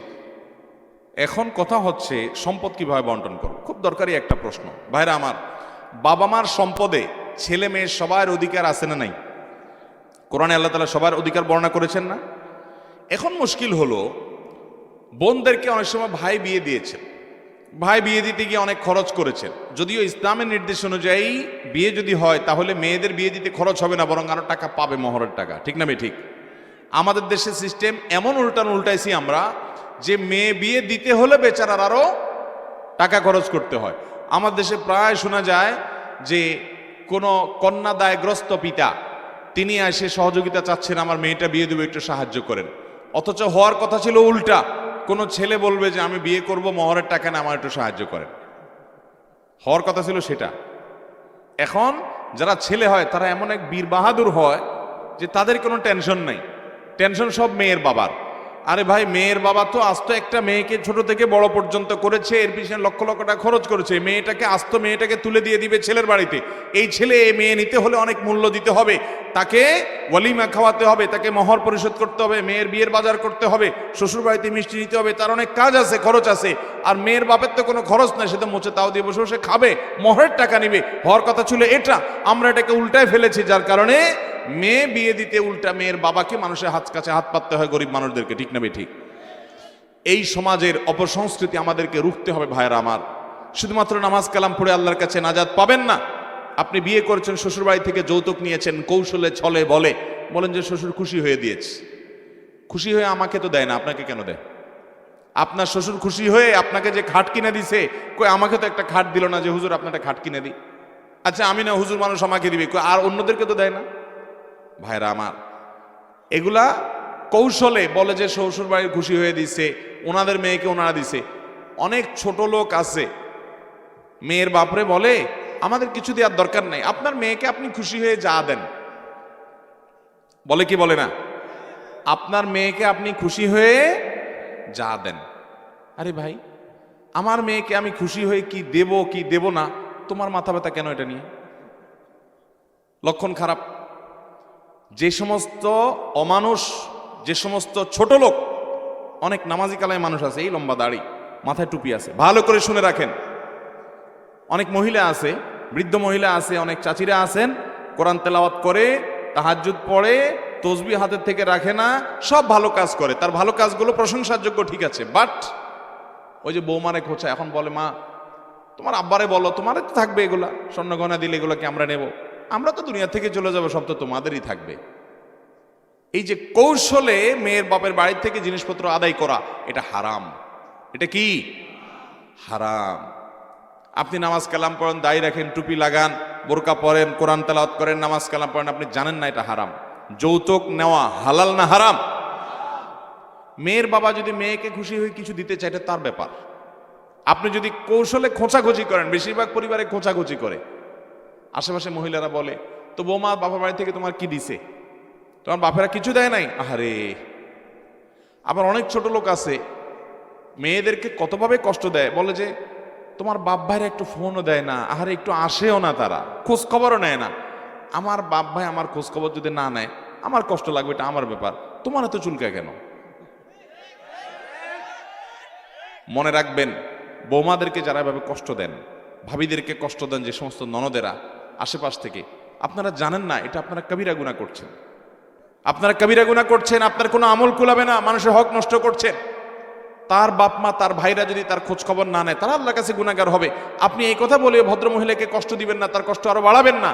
আপনি বরং তাকে পারলে বুঝাবেন যে বৌমা, সব মানুষ একরকম হয় না, আরে তোমার বাপ ভাই খোঁজ খবর না নিলে কি হয়েছে, আমরা কি হারাই গেছি নাকি, আমরা তোমার খোঁজ খবর নেবো ইনশাআল্লাহ। মানুষের মতো মানুষ হলে এরকম করবেন, আর অমানুষ হলে নোংরা চিন্তার মানুষ হলে খোঁচাখুচি করবেন, বলবেন তোমাকে তো তোমার বাপ ভাই খবর নেয় না। কেমন মানুষ তারা, অমানুষ তারা। ওই বেচারের এমনি মনে কষ্ট। ভাইরা আমার, পরকে আপন করার মতো কঠিন কাজ আল্লাহর জমিনে খুব কম আছে। আপনাকে যদি আমি দাওয়াত দিয়ে বলি আমার বাড়িতে গিয়ে 2-4-10 বছর থাকেন, খান, কাজ করবেন আর খাবেন, আপনাকে ধরে বেঁধেও আমি রাখতে পারবো না, কারণ আপনি নিজের বাড়িতে থেকে শান্তি পান। একজন মেয়ে নিজের বাপের বাড়ি ফেলে রেখে এসে আপনার বাড়িতে আসছে, আপনার চরিত্র হেফাজত করছে, আপনার বাড়িতে আপনার খেদমত করছে, কাজ করছে। ভাইরা আমার, বউরা যে সার্ভিস দেয়, আপনি যদি একটু নিজের বিবেককে জিজ্ঞাসা করেন, আরে আমি এটা উপমা দিচ্ছি শুধু বোঝার জন্য, আদার্স নিয়েন না বা ছোট করার জন্য না আমার বোনদেরকে। আপনার বাসায় একজন কাজের লোকও যদি থাকে, তাকে পেটে ভাতে খাওয়া দেওয়ার পর, খাওয়া থাকা দেওয়ার পর উল্টা আরো বেতন দিতে হয়, ঠিক না বেঠিক? আপনার বউ আপনার যত সার্ভিস দিচ্ছে, আরে আপনার যে চরিত্রটা হেফাজত করছে, এটার মূল্য আপনি কিছু দিয়ে পরিশোধ করতে পারবেন কিনা? এরপরে আপনার বাসায় 24 ঘন্টা সে থাকছে, আপনার ছেলে মেয়েগুলো মানুষ করছে, তাদেরকে দুধ দিচ্ছে, দুধ পান করাচ্ছে, তাদেরকে গর্ভে ধারণ করছে, আপনার কাজ কাম করে দিচ্ছে, আপনার হেল্প করছে, আপনার মেন্টাল রিফ্রেশমেন্টের মাধ্যম হচ্ছে, আপনাকে প্রশান্তি দিচ্ছে যে আপনি বাহিরে নিরিবিলি কাজ করতে পারছেন, এত কিছু করছে। আরে আপনি যদি এটার বিনিময় দেন, তাহলে প্রতি মাসে বেতন দিয়েও তো কুলাতে পারবেন না। সেখানে বেতন তো নাই, একটু থাকে খায় বেচারি, এরপরে আবার তাকে খোঁচাখুচি করেন। এর চাইতে ছোট লোক, এর চাইতে নিকৃষ্ট লোক এবং স্বার্থপর খারাপ মানুষ আল্লাহর জমিনে হতে পারে না। অতএব যৌতুকের বিরুদ্ধে আমরা দাঁড়াবো তো সবাই। যুবকরা জাগতে হবে, জাগতে হবে। মুশকিল হলো আপনার এগুলা বলতে গেলে মুরব্বীরা বলবে, দেখছো এই যুবক এখনই আজকালকার কি কলিকাল আসছে, শুধু শ্বশুরবাড়ির দিকে টানে, বউয়ের দিকে টানে, বলবে ঠিক না? বলুক সবাই। আমি ন্যায়ের উপরে থাকলে কে কি বললো এসব পরোয়া করার টাইম। যুবকরা জাগবেন তো ইনশাআল্লাহ। মুরব্বীরাও আল্লাহকে ভয় করেন, খবরদার। বৌমাকে নিজের মেয়ের মতো দেখবেন এবং তাকে আপন করবেন, তাদেরকে কষ্ট দিবেন না, শ্বশুরবাড়ি থেকে যৌতুক আদায় করবেন। এবার মূল প্রশ্নে আসি। দুঃখজনক সেজন্য কথাগুলো বললাম যে ভাই বোনকে বিয়ে দিতে অনেক টাকা পয়সা খরচ করা লাগে। ইন্ডিয়ানদের মধ্যে, ইন্ডিয়ান কোনো এলাকাতে অনেক এই অভ্যাসটা, এই আপনার বদ অভ্যাসটা এবং এই বদ কালচারটা অনেক শক্তভাবে গেঁথে আছে, গেড়ে আছে। কেরালা রাজ্যের যে সমস্ত ইন্ডিয়ানরা আছে, মধ্যপ্রাচ্য প্রবাসী ভাইরা বলতে পারবেন, তাদের কোনো মেয়ে হয়েছে তো বস, তাদের লাইফ শেষ। পারলে মেয়ের শরীরের ওজন পরিমাণ স্বর্ণ দেওয়া লাগে, এমন একটা অবস্থা। এই নোংরা কালচার কোনো মুসলমানদের সমাজে হতে পারে? এখন কথা হলো, ভাই তিনি জমি জমা বিক্রি করে টাকা পয়সা দিয়ে বোনকে বিয়ে দিয়েছেন, অথবা বাবা তার মেয়েকে বিয়ে দেওয়ার জন্য অনেক খরচ করেছেন, তাই বলে বাবার সম্পদে, পরিত্যক্ত সম্পদের ভাগ হিসেবে ওই মেয়ে পাবে না, এরকমটি করা যাবে না। কেন যাবে না? ভালো করে বুঝেন। একজন বাবার আল্লাহ তাআলা 3টা সন্তান দিচ্ছেন, 3টা ছেলে দিয়েছেন। একটা ছেলের শরীরে এমন একটা রোগ হয়েছে, যেই রোগের কারণে লক্ষ লক্ষ টাকা খরচ হয়ে গেছে, তাই বলে সে কি সম্পদ পাবে না বাবা মারা যাওয়ার পরে? রোগ বালাই বা প্রয়োজনে খরচ করতে হয়, নিরুপায় হয়ে খরচ করা ছাড়া উপায় নাই। সন্তানদের জন্য যেরকম কোনো খরচ করা লাগে, তাহলে এটা বাবার সম্পদ থেকে করতে হবে, এটা বাবার উপরে কর্তব্য। বাবা মারা গেলে বড় ভাই থাকলে তাদের উপর এটা কর্তব্য, তারা তাদের কর্তব্য পালন করেছেন। বিনিময়ে আল্লাহর কাছ থেকে পুরস্কার পাবেন, একটা টাকাও নষ্ট হবে না, সবগুলোর বিনিময়ে আল্লাহ তাআলা বুঝাই দিবেন। বিধা মন খারাপের কিছু নাই। আপনি এই কথা বলে টাকা কাটাকাটি করতে পারবেন না যে আমি তো বোনকে বিয়ে দিচ্ছি যৌতুক দিয়ে বা টাকা পয়সা খরচ করে, অতএব তাদেরকে বাবার সম্পদের ভাগ দেব না বা ওইটা মাইনাস করে ভাগ দেব। নো, এটা করতে পারবেন না। কারণ ওই যে একটা ছেলের অসুখ হলে তাকে যে সম্পদ থেকে বঞ্চিত করবেন সে সুযোগ নাই। তার জন্য যে খরচ করেছেন, তার অসুখ হয়েছে সেজন্য করেছেন, কিন্তু তাই বলে ওইটা কাটাকাটি করা যাবে, সম্পদের ভাগ ঠিকই দিতে হবে। তবে হ্যাঁ, বোনদের মধ্যে এই মানবতা থাকা উচিত যে আমার ভাই, তার হয়তো আমার কিছু নাই, যা আছে সেখান থেকে আমার জন্য সব খরচ করছে। এখন আবার বাবার সম্পদে আমি যদি সমান ভাগ তার কাছ থেকে পুরোটা নিতে চাই, তাহলে ভাই কষ্টে পড়বে। আল্লাহ হয়তো আমাকে একটু ভালো রেখেছেন, তখন বোনদের মানবিক দায়িত্ব, ঠিক আছে বাবার সম্পদে আমার এতটুকু পাওনা হয়েছে, কিন্তু ভাই আপনি যা করছেন সেটা তো আমি কখনো শোধ করতে পারবো না, আমি এখান থেকে খুশি হয়ে আপনাকে এতটুকু ছেড়ে দিলাম, অথবা আমি এটা নিলাম না, বা আমি এতটুকু নিলাম বাকিটা আপনাকে দিয়ে দিলাম। এটুকু বোনদের খেয়াল করা উচিত। বোনরা অনেক সময় এগুলো খেয়াল করেন না। অনেক ভাইরা আছেন খাটতে খাটতে খাটতে খাটতে শেষ। একটা কথা আছে বাংলায়, উপকারী গাছের ছাল থাকে না। উপকারী গাছের, যেসব ভাইরা অমানুষ তারা অমানুষই থাকে, আর যারা মানুষ ভাই বোনদের জন্য, সংসারের জন্য জীবন শেষ করে ফেলে, ভাই বোনরা পর্যন্ত তাদের দিকে একটু মায়াটাও, তারা মন খারাপ করবেন না ভাইরা, কেউ মায়া করার দরকার নেই।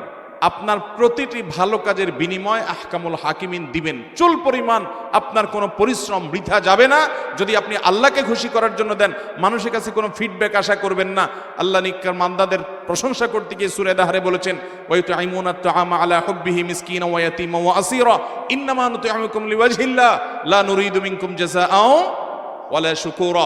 আল্লাহর নেককার বান্দারা মানুষের উপকার করে বলে কি, তোমাদের কাছ থেকে থ্যাঙ্কসও আশা করি না, আমাকে থ্যাংক ইউ বলার দরকার নাই, আমি যেটুকু ভালো কাজ করেছি কার জন্য করেছি, অতএব তিনি আমাকে থ্যাঙ্কস দিলেই চলবে, তোমাদের কাছ থেকে কিচ্ছু আসে নাই। অতএব তারা সেই কথা মাথায় রেখে, ভাই বোন আপনার কৃতিত্বের স্বীকৃতি দেয় না, কোনো দরকার নাই, আল্লাহর প্রতি ভরসা করবেন ইনশাআল্লাহ। আমাদের ইসলামের সুন্নতে খাতনার বিধানটা কি? কেউ যদি নবমুসলিম হন তার কি সুন্নতে খাতনা করতে হবে? খুব দরকারি একটি প্রশ্ন। সুন্নতে খাতনা ইসলামের অন্যতম একটি শিআর এবং নিদর্শন, মুসলমানিত্বের নিদর্শন হলো খাতনা করা, যেটাকে মুসলমানি করা বলি আমরা, চর্মছেদন করা বলা হয়। তো এই মুসলমানি করা বা খাতনা যেটাকে বলা হয়, এই খাতনাটা বিভিন্ন নবী রাসূলদের যুগ যুগ ধরে আসা সকল নবী রাসূলদের সুন্নাত ছিল, এবং এটাকে নবী সাল্লাল্লাহু আলাইহি সাল্লাম বলেছেন মিন সুনানিল ফিতরা, প্রকৃতিগত সুন্নাত হলো কয়েকটি, এর ভিতরে একটা হলো খাতনা করা। বাচ্চা, একটা নির্দিষ্ট বাচ্চা জন্মের পর, এমনকি ছেলের পাশাপাশি মেয়েদেরও খাতনা করার কথা হাদিসে আছে, এবং ফুকাহা কেরাম অনেকেই মেয়েদেরও খাতনা করার বিধান এর কথা বলেছেন, অনেকে এটাকে ওয়াজিব বলেছেন, অনেকে সুন্নত বলেছেন। তবে উলামায়ে আহনাফ এবং বিশুদ্ধ মত অনুযায়ী আপনার এটি সুন্নাহ, কিন্তু সেটা হলো গুরুত্বপূর্ণ সুন্নাহ এবং ইসলামের নিদর্শনে এই টাইপের সুন্নাহ। এই জন্য সুন্নাহটা পালন করা উচিত এবং এটা ছাড়া উচিত নয়। মেয়েদের খাতনার বিষয় হলো যে আরব অঞ্চলে যে সমস্ত মেয়েরা থেকে তাদের খাতনা করতে হয়, সাধারণত আমাদের এই অঞ্চলে মেয়েদের খাতনা করার প্রয়োজন হয় না। আল্লাহ তাআলা সৃষ্টিগতভাবে তাদেরকে এমনভাবে করেছেন তাদের ছোটবেলায় খাতনা করার প্রয়োজন হয়, বাট খাতনা এটা মৌলিকভাবে পুরুষদের উপরে প্রধানত বর্তায়, এবং খাতনা করাটা অনেক ইমামরা ওয়াজিব বলেছেন, অনেকে সুন্নাহ বলেছেন। হানাফি মাযহাব অনুযায়ী সুন্নাহ এবং গুরুত্বপূর্ণ সুন্নাহ। এই সুন্নাহ কাজটি যদি কেউ না করেন, তিনি অমুসলমান ছিলেন, খাতনা হয় নাই, পরে মুসলমান হয়েছেন, তিনি ডাক্তারদের সহযোগিতা পরামর্শ নিয়ে তিনি মুসলমান হওয়ার পরে খাতনা করার ব্যবস্থা করবেন, কারণ এটি অত্যন্ত গুরুত্বপূর্ণ। যদি কোনো কারণে অসম্ভব পর্যায়ের হয়, কোনো শারীরিক অসুবিধা এমন রকম থাকে যেটা করা যাবে না, তাহলে ভিন্ন কথা, অসুবিধা নেই। বাচ্চাদের খাতনা করার বয়স কি? বয়স শরীয়ত কোনো ফিক্স করে দেয় নাই, যত আগে আপনি করতে পারেন তত ভালো। আজকাল পৃথিবীর অনেক দেশে জন্মের সাথে সাথে খাতনা করায় দেয়, সৌদি আরবে জন্মের সাথে সাথে খাতনা করায় দেয়, তাতে বাচ্চা টেরি পায় না, কোনোভাবে আজই করতে পারে না। আমার বাচ্চা জন্ম হয়েছে সৌদি আরবে, সে একেবারে ছোট পিচ্ছি থাকতে খাতনা করাইছে, একটা আওয়াজ কান্নাটাও করে নাই, টেরি পায় না, এমন একটা অবস্থা। তো আমাদের দেশে দেখা যায়, অবশ্য আজকাল সময় পাল্টেছে, আমরা তো ছোটবেলা দেখতাম যে বুড়া বুড়া হয়ে গেছে, 10 বছর 11 বছর হয়ে গেছে, এগুলো গ্রামে দৌড়ায় দৌড়ায় ধরে ধরে বাইন্দা বাইন্দা খাতনা করতো, ঠিক না ঠিক? ওই বেচারা চোখ টোক বেঁধে চোখ ধরার মতো দৌড়ায় দৌড়ায় ধরে এনে এরপরে খাতনা করতো। না ভাই, এগুলো দরকার নেই, যত ছোট থাকতে খাতনা করা যায় তত সহজ হয়। খাতনা শুধুমাত্র ধর্মীয় দৃষ্টিকোণ থেকে করতে হয় এমন কোনো আমল নয়, বরং খাতনা এটার শারীরিক অনেক উপকারিতা আছে। আপনার খাতনা করা হলে আপনার লজ্জাস্থানের ওখানে আপনার ইনফেকশন হওয়া, পেশাবের ইত্যাদি জমে থাকা, এগুলো থেকে মানুষ বাঁচতে পারে। বাচ্চাদের দেখবেন, যেসব বাচ্চাদের এখনো খাতনা করানো হয়নি, পেশাব করার পর দেখবেন যে তাদের লজ্জাস্থানের ওখানে, পুরুষাঙ্গের ওখানে পেশাব জমে থাকে, এবং এই পেশাবটা এই যে ফাঁকে ফাঁকে পেঁচে পেঁচে জমে থাকে, এটা স্বাস্থ্যের জন্য কোনো ভালো কিছু। কিন্তু খাতনা করা হলে সেটা আর হয় না। আরও নানাবিধ এর স্বাস্থ্যগত উপকারিতাও আছে, এজন্য খাতনা করতে হবে। এবং কোনো কারণে যদি কারোর খাতনা করা না হয়, ধরুন কেউ ইসলাম গ্রহণ করছে, বড় হয়েছে, কিন্তু এখন খাতনা করার কত পরিস্থিতি নাই শারীরিকভাবে কোনো কারণে, তাহলে কোনো অসুবিধা নাই, হয়ে যাবে তার ইসলাম গ্রহণটা সঠিক। এরপরে প্রশ্ন হলো, আমি একজন তরুণ উদ্যোক্তা, নিজের প্রচেষ্টায় ইলেকট্রিক ঢেকুইর উদ্ভাবন করেছি, আলহামদুলিল্লাহ। আমি কোনো সুদী ব্যাংক হতে লোন নিব না। ইসলামী ব্যাংকের অনেক প্রতিবন্ধকতা, সেই ক্ষেত্রে বিসিক থেকে লোন নেওয়া যাবে কিনা? আমার চাল উৎপাদনের জন্য প্রচুর অর্থের প্রয়োজন। মাশাআল্লাহ, চমৎকার একটি প্রশ্ন। এটা কোন মাহফিলে আমি জানি না। যে ভাই এই প্রশ্ন করেছেন তিনি সন্দেহাতীতভাবে অনেক সম্ভাবনাময় একজন উদ্যোক্তা এবং উদীয়মান একজন মানুষ। আমরা আপনাকে বলবো ভাই, সুদভিত্তিক লোনের উপর আপনার কোনো কাজ প্রতিষ্ঠা করবেন না। আপনি এটাকে ডিনাই করবেন। সেটা বিসিক থেকে যদি সুদ ছাড়া লোন নিতে পারেন তাহলে অবশ্যই নেন, আর যদি সুদযুক্ত লোন নিতে হয় সেটাকে আপনি ডিনাই করেন। আমি এই মাহফিলের মাধ্যমে বলতে চাই, এই উদ্যোক্তা যদি আমাদের আসন্না ফাউন্ডেশনে যোগাযোগ করেন, তাহলে আমরা তাকে সুদমুক্ত লোন কোত্থেকে নেওয়া যায় সে উপর আমরা সহযোগিতা করব। আমাদের লোন দেওয়ার ইখতিয়ার নাই, আইনগতভাবে অনেকে আমাদের কাছে লোন চায়, আমরা লোন দেওয়ার মতো কোনো প্রজেক্ট আমাদের নাই। তবে আমরা তাকে কিভাবে উপকার করা যায় বা কিভাবে কারোর সাথে কানেক্টেড করানো যায় সে উপর আমরা সহযোগিতা করতে পারি। আল্লাহ তাআলা এই ধরনের উদ্যোক্তা ভাইদেরকে তাদের এই কাজগুলোকে আরও অনেক দূর এগিয়ে নিয়ে যাওয়ার তৌফিক দান করুন। আমি এটাই আজকে শুরুতে বলছিলাম, আমাদের তরুণদেরকে কর্মমুখী করতে হবে, তাদেরকে ব্যস্ত এবং এঙ্গেজ করতে হবে ভালো কাজগুলোতে, তাহলে সমাজে যত অহেতুক কাজ থেকে তরুণরা বেঁচে যাবে ইনশাআল্লাহ। বিয়ে কাদের করা জায়েজ আর কাদেরকে করা না জায়েজ? একজন পুরুষ কোন সব নারীদেরকে বিয়ে করবেন না, একজন নারী কোন সব পুরুষদের সাথে বিয়ে বসবেন না, হারাম। এ সম্পর্কে সূরা নিসার 23 নম্বর আয়াতে আল্লাহ রাব্বুল আলামিন 14 জনের একটা তালিকা দিয়েছেন। এর মধ্যে প্রথম হলেন মা। একজন পুরুষ তার মায়ের সঙ্গে বিয়ে বন্ধন আবদ্ধ হতে পারবেন না। দ্বিতীয় হলো বোন, তৃতীয় হলো কন্যা, চতুর্থ হলো খালা, এরপরে হলো ফুফু, এরপর হলো ভাতিজি, তারপর হলো ভাগ্নি, তারপর হলো শাশুড়ি, তারপর হলো পুত্রবধূ, এরপর হলো নিজের স্ত্রী, যিনি যার সঙ্গে তিনি সংসার করেন, শারীরিক সম্পর্ক করেছেন, এই স্ত্রীর অন্য ঘরের কোনো কন্যা যদি থাকে তাকে বিয়ে করা যাবে না। ঠিক একইভাবে কোনো মহিলাকে আপনি বিয়ে করেছেন, তার বোনকে, এই মহিলা স্ত্রী থাকাকালীন একসাথে দুই বোনকে বিয়ে করতে পারবেন না। এই মহিলার সাথে তালাক হয়ে গেছে, মারা গেছে, তখন করতে পারবেন। এর পাশাপাশি অন্যের স্ত্রী থাকাকালীন অবস্থায় ভদ্র মহিলাকে আপনি বিয়ে করতে পারবেন না। এছাড়া অন্যান্য মহিলাদেরকে আপনি বিয়ে করতে পারবেন। যাদেরকে আপনি বিয়ে করতে পারবেন না তাদের সাথে আপনার দেখা দেওয়া জায়েজ, কারণ তাদের সাথে আপনার রক্তের সম্পর্ক আছে। আর যাদেরকে আপনি বিয়ে করতে পারবেন তাদের সাথে দেখা করা জায়েজ নাই, কারণ সেখানে আপনার পর্দার বিধান আছে, সেখানে আপনার মনের ভিতরে বাজে চিন্তা আসার সম্ভাবনা জোরালো, সেজন্য সেখানে পর্দা করার নির্দেশ করেছে, কারণ সেখানে বিয়ে করার অপশন খোলা আছে। আমার স্বামী চান না কোনো বেগানা মহিলা আমাকে দেখুক। শুক্রবার মসজিদের আশেপাশে গ্রাম হতে অনেক মহিলা আসে, তাই আমি যদি মুখ ঢেকে সালাত আদায় করি তাহলে কি সালাত হবে? দেখুন, আমাদের দেশে এরকম একটা গ্রুপ বাহির হয়েছে অনেক আগে থেকেই, শুধু আমাদের দেশে না, এরকম গ্রুপ সৌদি আরবেও আছে। তারা মনে করে মহিলারা মহিলাদের সাথেও পর্দা করবে, এই জন্য অন্য মহিলার সাথেও দেখা দেয় না, বোরকা পরে মুখ ঢেকে রাখে। এটা ফিতনা এবং গোমরাহি, এতে কোনো সন্দেহ। মহিলাদের সাথে মহিলাদের কোনো পর্দা নাই, পুরুষদের সাথে পুরুষদের কোনো পর্দা। অতএব কোনো মহিলা তিনি অন্য মহিলাদের সাথে দেখা দিতে পারবে না, এটা স্রেফ বাড়াবাড়ি। কোনো স্বামী যদি এরকম বাধ্য করেন তাহলে তিনি গুনাহগার হবেন। একজন নারী হিসাবে আপনার জন্য স্বামীর এই কথা মানা আপনার জন্য আবশ্যক নয়। হ্যাঁ, একজন মহিলা বেহায়া, তিনি পুরুষ নারী সবার সাথে এমনভাবে মেশামেশি করেন, চরিত্র খারাপ, তাদের সাথে যত সম্ভব অ্যাভয়েড করে চলা ভালো, নিজেকে তাদের থেকে বাঁচিয়ে রাখা ভালো, সেটা ভিন্ন বিষয়। কিন্তু কোনো মহিলার সাথে দেখা করবেন না, মহিলারা মহিলাদের সাথে দেখা দিবেন না, বোরকা পরে চলবেন, এটা ইসলামের ক্ষেত্রে বাড়াবাড়ি। আল্লাহ বলেছেন ইন্নাল্লাহা লা ইউহিব্বুল মুতাদিন, বাড়াবাড়িকারী, সীমালঙ্ঘনকারী। আল্লাহ যা বলেন নাই সেটাও নিজের জন্য বাধ্যতামূলক করে নেওয়া, এটাকে আল্লাহ পছন্দ করেন। আল্লাহ বলেছেন লিমা তুহাররিমু মা আহাল্লাল্লাহু লাক, যাদের সাথে দেখা দেওয়া যায় তুমি কেন হারাম করলে, এই ইখতিয়ার আল্লাহ তাআলা আমাদেরকে দেন না, বিধায় এটা না জায়েজ। তারপরে যদি কোনো মহিলা মুখ ঢেকে নামাজ পড়ে, নামাজ হয়ে যাবে, কিন্তু স্বাভাবিক অবস্থাতে অন্য মহিলাদের সামনে মুখ ঢেকে নামাজ পড়াটা মাকরুহ, তার জন্য অনুচিত। কারণ পুরুষ হোক মহিলা হোক, মুখ খোলা রেখে নামাজ পড়তে হবে। কোনো মহিলা যদি এমন কোনো জায়গায় নামাজ পড়ে যেখানে পরপুরুষ দেখে ফেলবে, তাহলে তিনি মুখ ঢেকে নামাজ পড়বেন, এটা তার জন্য ওই সময়ের জন্য স্পেশাল। সন্তান না হলে সে নারী পুরুষ জাহান্নামী হয় নাকি জান্নাতি হয়? সন্তান যদি কারোর না হয়, এর সাথে জান্নাতি হওয়ার জাহান্নামী হওয়ার কোনো সম্পর্ক।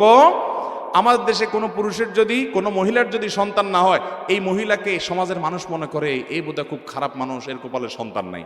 এর মতো একটা ফালতু কুসংস্কার আরেকটা আছে কিনা আল্লাহ জানে।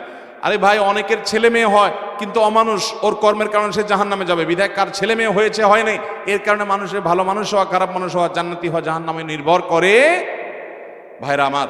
বরং কাউকে আল্লাহ সন্তান দেন নাই, তিনি আল্লাহর প্রতি কোনো অভিযোগ করেন নাই, আল্লাহর এই ফয়সালা মেনে নিয়েছেন যে আল্লাহ হয়তো আমার এর জন্য মধ্যে কল্যাণ আছে, সন্তান হলে আমার আরো বরং ক্ষতি হতো, খারাপ সন্তান হতো, বিকলাঙ্গ হতো, অসুবিধা হতো, আমি হয়তো সবর করতে পারতাম না, আমি আপনার ফয়সালা মেনে নিয়েছি। কেউ যদি সবর করে তাহলে বরং সন্তান হয় নাই যে দম্পতির, তারা যে সবর করলেন, তারা যে ধৈর্য ধারণ করলেন, এর কারণে তারা বরং জান্নাতে যেতে পারেন। তিনটি আমলের কারণে মানুষ নিষ্পাপ হয়ে যায় নবজাতক সদ্য ভূমিষ্ঠ হওয়ার সন্তানের মতো। এর মধ্যে একটা হলো আল্লাহর কোনো বান্দাকে আল্লাহ পরীক্ষা ফেলেছেন, কষ্ট দিয়েছেন, সে যদি সবর করে এবং উল্টা আল্লাহর প্রশংসা করে, আল্লাহ যে অবস্থা রেখেছেন আলহামদুলিল্লাহ, এই ব্যক্তিকে আল্লাহ রাব্বুল আলামিন নিষ্পাপ করে দেন, তার গুনাহ সব মাফ করে দেন, ভূমিষ্ঠ হওয়া, সদ্য ভূমিষ্ঠ হওয়া সন্তানের মতো, শিশুর মতো। অতএব যদি কারো সন্তান না হওয়ার কারণে তারা এরকম সবর করে, উল্টা তারা বরং জান্নাতে যাওয়ার পথ সুগম হবে। অতএব সন্তান না হওয়ার সাথে কারো জাহান্নামী হওয়ার কোনো সম্পর্ক না, এগুলো কুসংস্কার। এরপরে প্রশ্ন হলো কবর কিভাবে খুঁড়তে হয় এবং কিভাবে দিতে হয়, নিয়ম কি? কবর খোঁড়ার দুইটা পদ্ধতি আছে।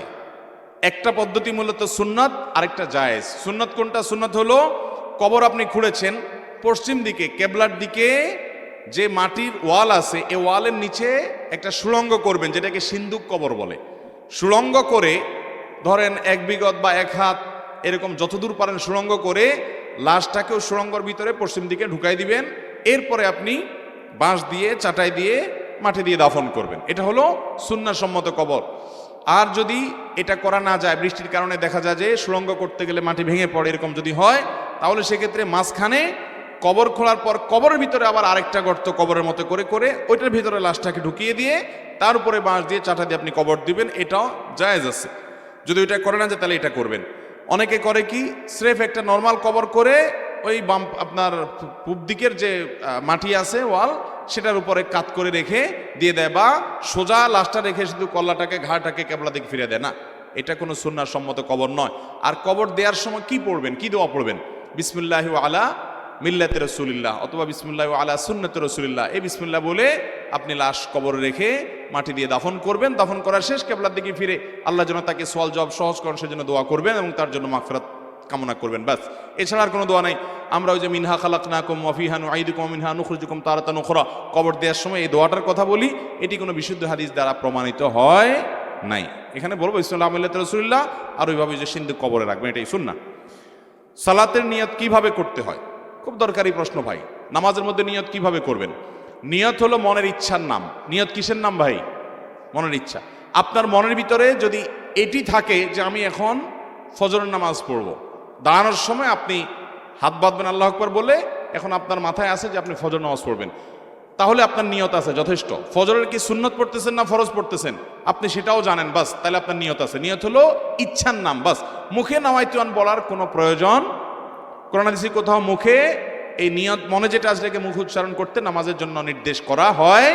এগুলো বক্তাদি কায়দা ইত্যাদি পাবেন, কোনো হাদিসে পাবেন। বিধায় আপনি নামাজ হোক, রোজা হোক, কি ইবাদত করছেন আপনি সেটাকে পার্থক্য করতে পারছেন। ধরুন আপনি এখন নামাজে দাঁড়াবেন, কেউ যদি আপনার জিজ্ঞেস করে ভাই থামেন, কি নামাজ পড়তেছেন, আপনি যদি সাথে সাথে উত্তর দিতে পারেন ভাই আমি আজকে ফজরের 2 রাকাত সুন্নত পড়তেছি, তাহলে আপনার নিয়ত ঠিক আছে, ওকে, আপনার নিয়ত আছে, নামাজ হয়ে যাবে। ইন্নামাল আমালু বিন্নিয়াতের উপর আপনি আমল করছেন। আবার যদি আপনি ফরজের নিয়ত করেন, কেউ হাত জিজ্ঞেস করলো ভাই আপনি কি পড়তেছেন, আপনি বললেন আমি ফজরের 2 রাকাত ফরজ পড়তেছি, ওকে। জোহরের সময় আপনি হাত তোলা নামাজ পড়তেছেন, কি নামাজ পড়তেছেন? হাত তোলার আগে আপনার মাথায় আছে যে আপনি জোহরের 4 রাকাত সুন্নত পড়তেছেন, অথবা ফরজ অথবা পরের সুন্নত, যেটাই পড়ছেন ওটা আপনার মাথায় আছে।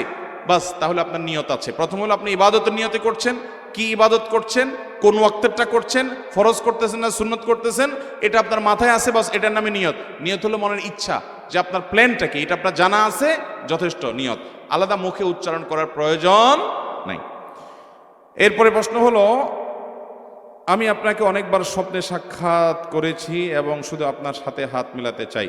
ভাই, আমরা মনে করি আলেমুল আমাদের সাথে হাত মিলালেই বোধহয় আমাদের সব মাফ হয়ে যাবে। অনেকে ছুঁইতে পারলে অনেক কিছু মনে করে। ভাই, আমার ওলামাদের সাথে সান্নিধ্যে যাওয়া, তাদের কথা শোনা, তাদের মজলিসে বসা, এটা ভালো, এবং সাক্ষাৎ করতে পারলেও ভালো, কিন্তু এটার জন্য এত মরিয়া হওয়ার কিছু নেই। তারপরে আলহামদুলিল্লাহ সাক্ষাতের বহু সুযোগ আছে। বিশেষ করে আমরা আমাদের কথা বলি, আমাদের মসজিদে জুমা পড়লে জুমার পরে সাক্ষাতের সুযোগ থাকে। এছাড়া আমরা আসুন্নাহ ফাউন্ডেশন মসজিদ কমপ্লেক্স করতেছি, আল্লাহ যদি বাঁচায় রাখেন সেখানে আমরা নিয়মিত বসবো এবং মানুষের সাথে সাক্ষাতের সুযোগ তৈরি হবে। এখন নানামুখী একবার এক এক জায়গায় থাকার কারণে সেভাবে আসলে সময় বের করা সম্ভব হয় না। আল্লাহ তাআলা তৌফিক দান করুন আপনাকে এবং আমাকে। 1 বছর হয়নি আমি নামাজ শুরু করেছি। যে কোনো ইবাদত বা ভালো কাজ করার সময় আমার মনে হয় যে আমি লোক দেখানোর জন্য ভালো কাজটি করছি। এই ধরনের মন মানসিকতা থেকে বাঁচার উপায় কি? দেখুন, আমরা যদি নামাজ পড়তে গেলে মনে হয় রে আমি মনে আল্লাহর জন্য নামাজ পড়ছি না, এটা শয়তানে ওয়াসওয়াসা। এটারে বলে কি? শয়তান এগুলো মানুষের মনের ভিতরে ওয়াসওয়াসা দেয়, এগুলোকে পাত্তা দেওয়া যাবে না। আপনি ইবাদত করে যাবেন, একসময় এগুলো থাকবে না। শয়তানের ওয়াসওয়াসা, কুমন্ত্রণা, পাত্তা না দেওয়াই হলো এর প্রধান ঔষধ। আপনি পাত্তা দিবেন না, দেখবেন আপনার একসময় এগুলো ঠিক হয়ে গেছে এবং আপনি আল্লাহর জন্য করছেন, এটাই যথেষ্ট। শয়তানের ওয়াসওয়াসার দিকে পাত্তা দিবেন না। ফরজ নামাজের পর সুন্নতে মুআক্কাদা থাকলে সেই নামাজ তাড়াতাড়ি পড়া নাকি ওয়াজিব? তাহলে জিকির তসবিহ কখন পড়ব? ফরজ নামাজ শেষ করার পর আপনি জিকির আজকার করবেন না সুন্নত আগে পড়বেন? এটা নিয়ে ফোকাহ একরামের মধ্যে মত পার্থক্য আছে। অনেক ফকিগণ বলেছেন আগে সুন্নত পড়ে তারপর জিকির আজকার দোয়াগুলো পড়বেন। আবার অনেক ফকিহ বলেছেন না, জিকির আজকার তাসবিহ আগে পড়ে এরপরে সুন্নত পড়বেন। কিন্তু এই আগে সুন্নত পড়তে হবে এটাকে ওয়াজিব বলেছেন কেউ? এরকম আমার জানা নাই, এরকম কেউ বলেন নাই। আপনি সুন্নত আগে পড়লেও হয়ে যাবে, আর জিকির আজকার করে সুন্নত পরে পড়লেও সুন্নত আদায় হবে, কোনো ওয়াজিব তরক হবে না, গুনাহও হবে না। স্বপ্নে কোনো কিছু খেলে কি হয়? স্বপ্নে কিছু খেতে দেখলে কি হয়? দেখুন, স্বপ্নে স্বাভাবিকভাবে আমরা অনেক কিছু যেগুলো কল্পনা জল্পনা করি খাওয়ার কথা, অনেক যুবক আছে সারাদিন চাইনিজ খাওয়ার ধান্দায় থাকে, বাবা মার কাছ থেকে টাকা পয়সা নিয়ে, তো স্বপ্নে শুধু চাইনিজ খাওয়া দেখে।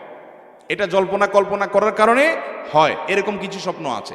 আবার কিছু স্বপ্ন আছে বেশ ইঙ্গিতপূর্ণ, ব্যাখ্যা সাপেক্ষ, যে প্রশ্ন থেকে ইন্ডিকেট পাওয়া যায়, সেটা স্বপ্ন দেখলে যদি আপনার কাছে মনে হয় বেশ তাৎপর্যপূর্ণ, কোনো ভীতিকর কিছু নয়, তাহলে সেটা ব্যাখ্যা সাপেক্ষ হতে পারে। স্বপ্নের ব্যাখ্যা যারা বুঝেন তারা বলতে পারেন যে কোন স্বপ্নের কি ব্যাখ্যা হতে পারে।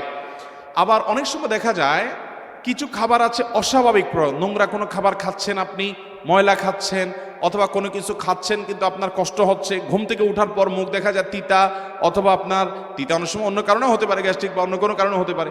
আবার অনেক সময় দেখা যায় যে স্বপ্নে এরকম কিছু খাচ্ছেন যেটা বিদগুটে টাইপ।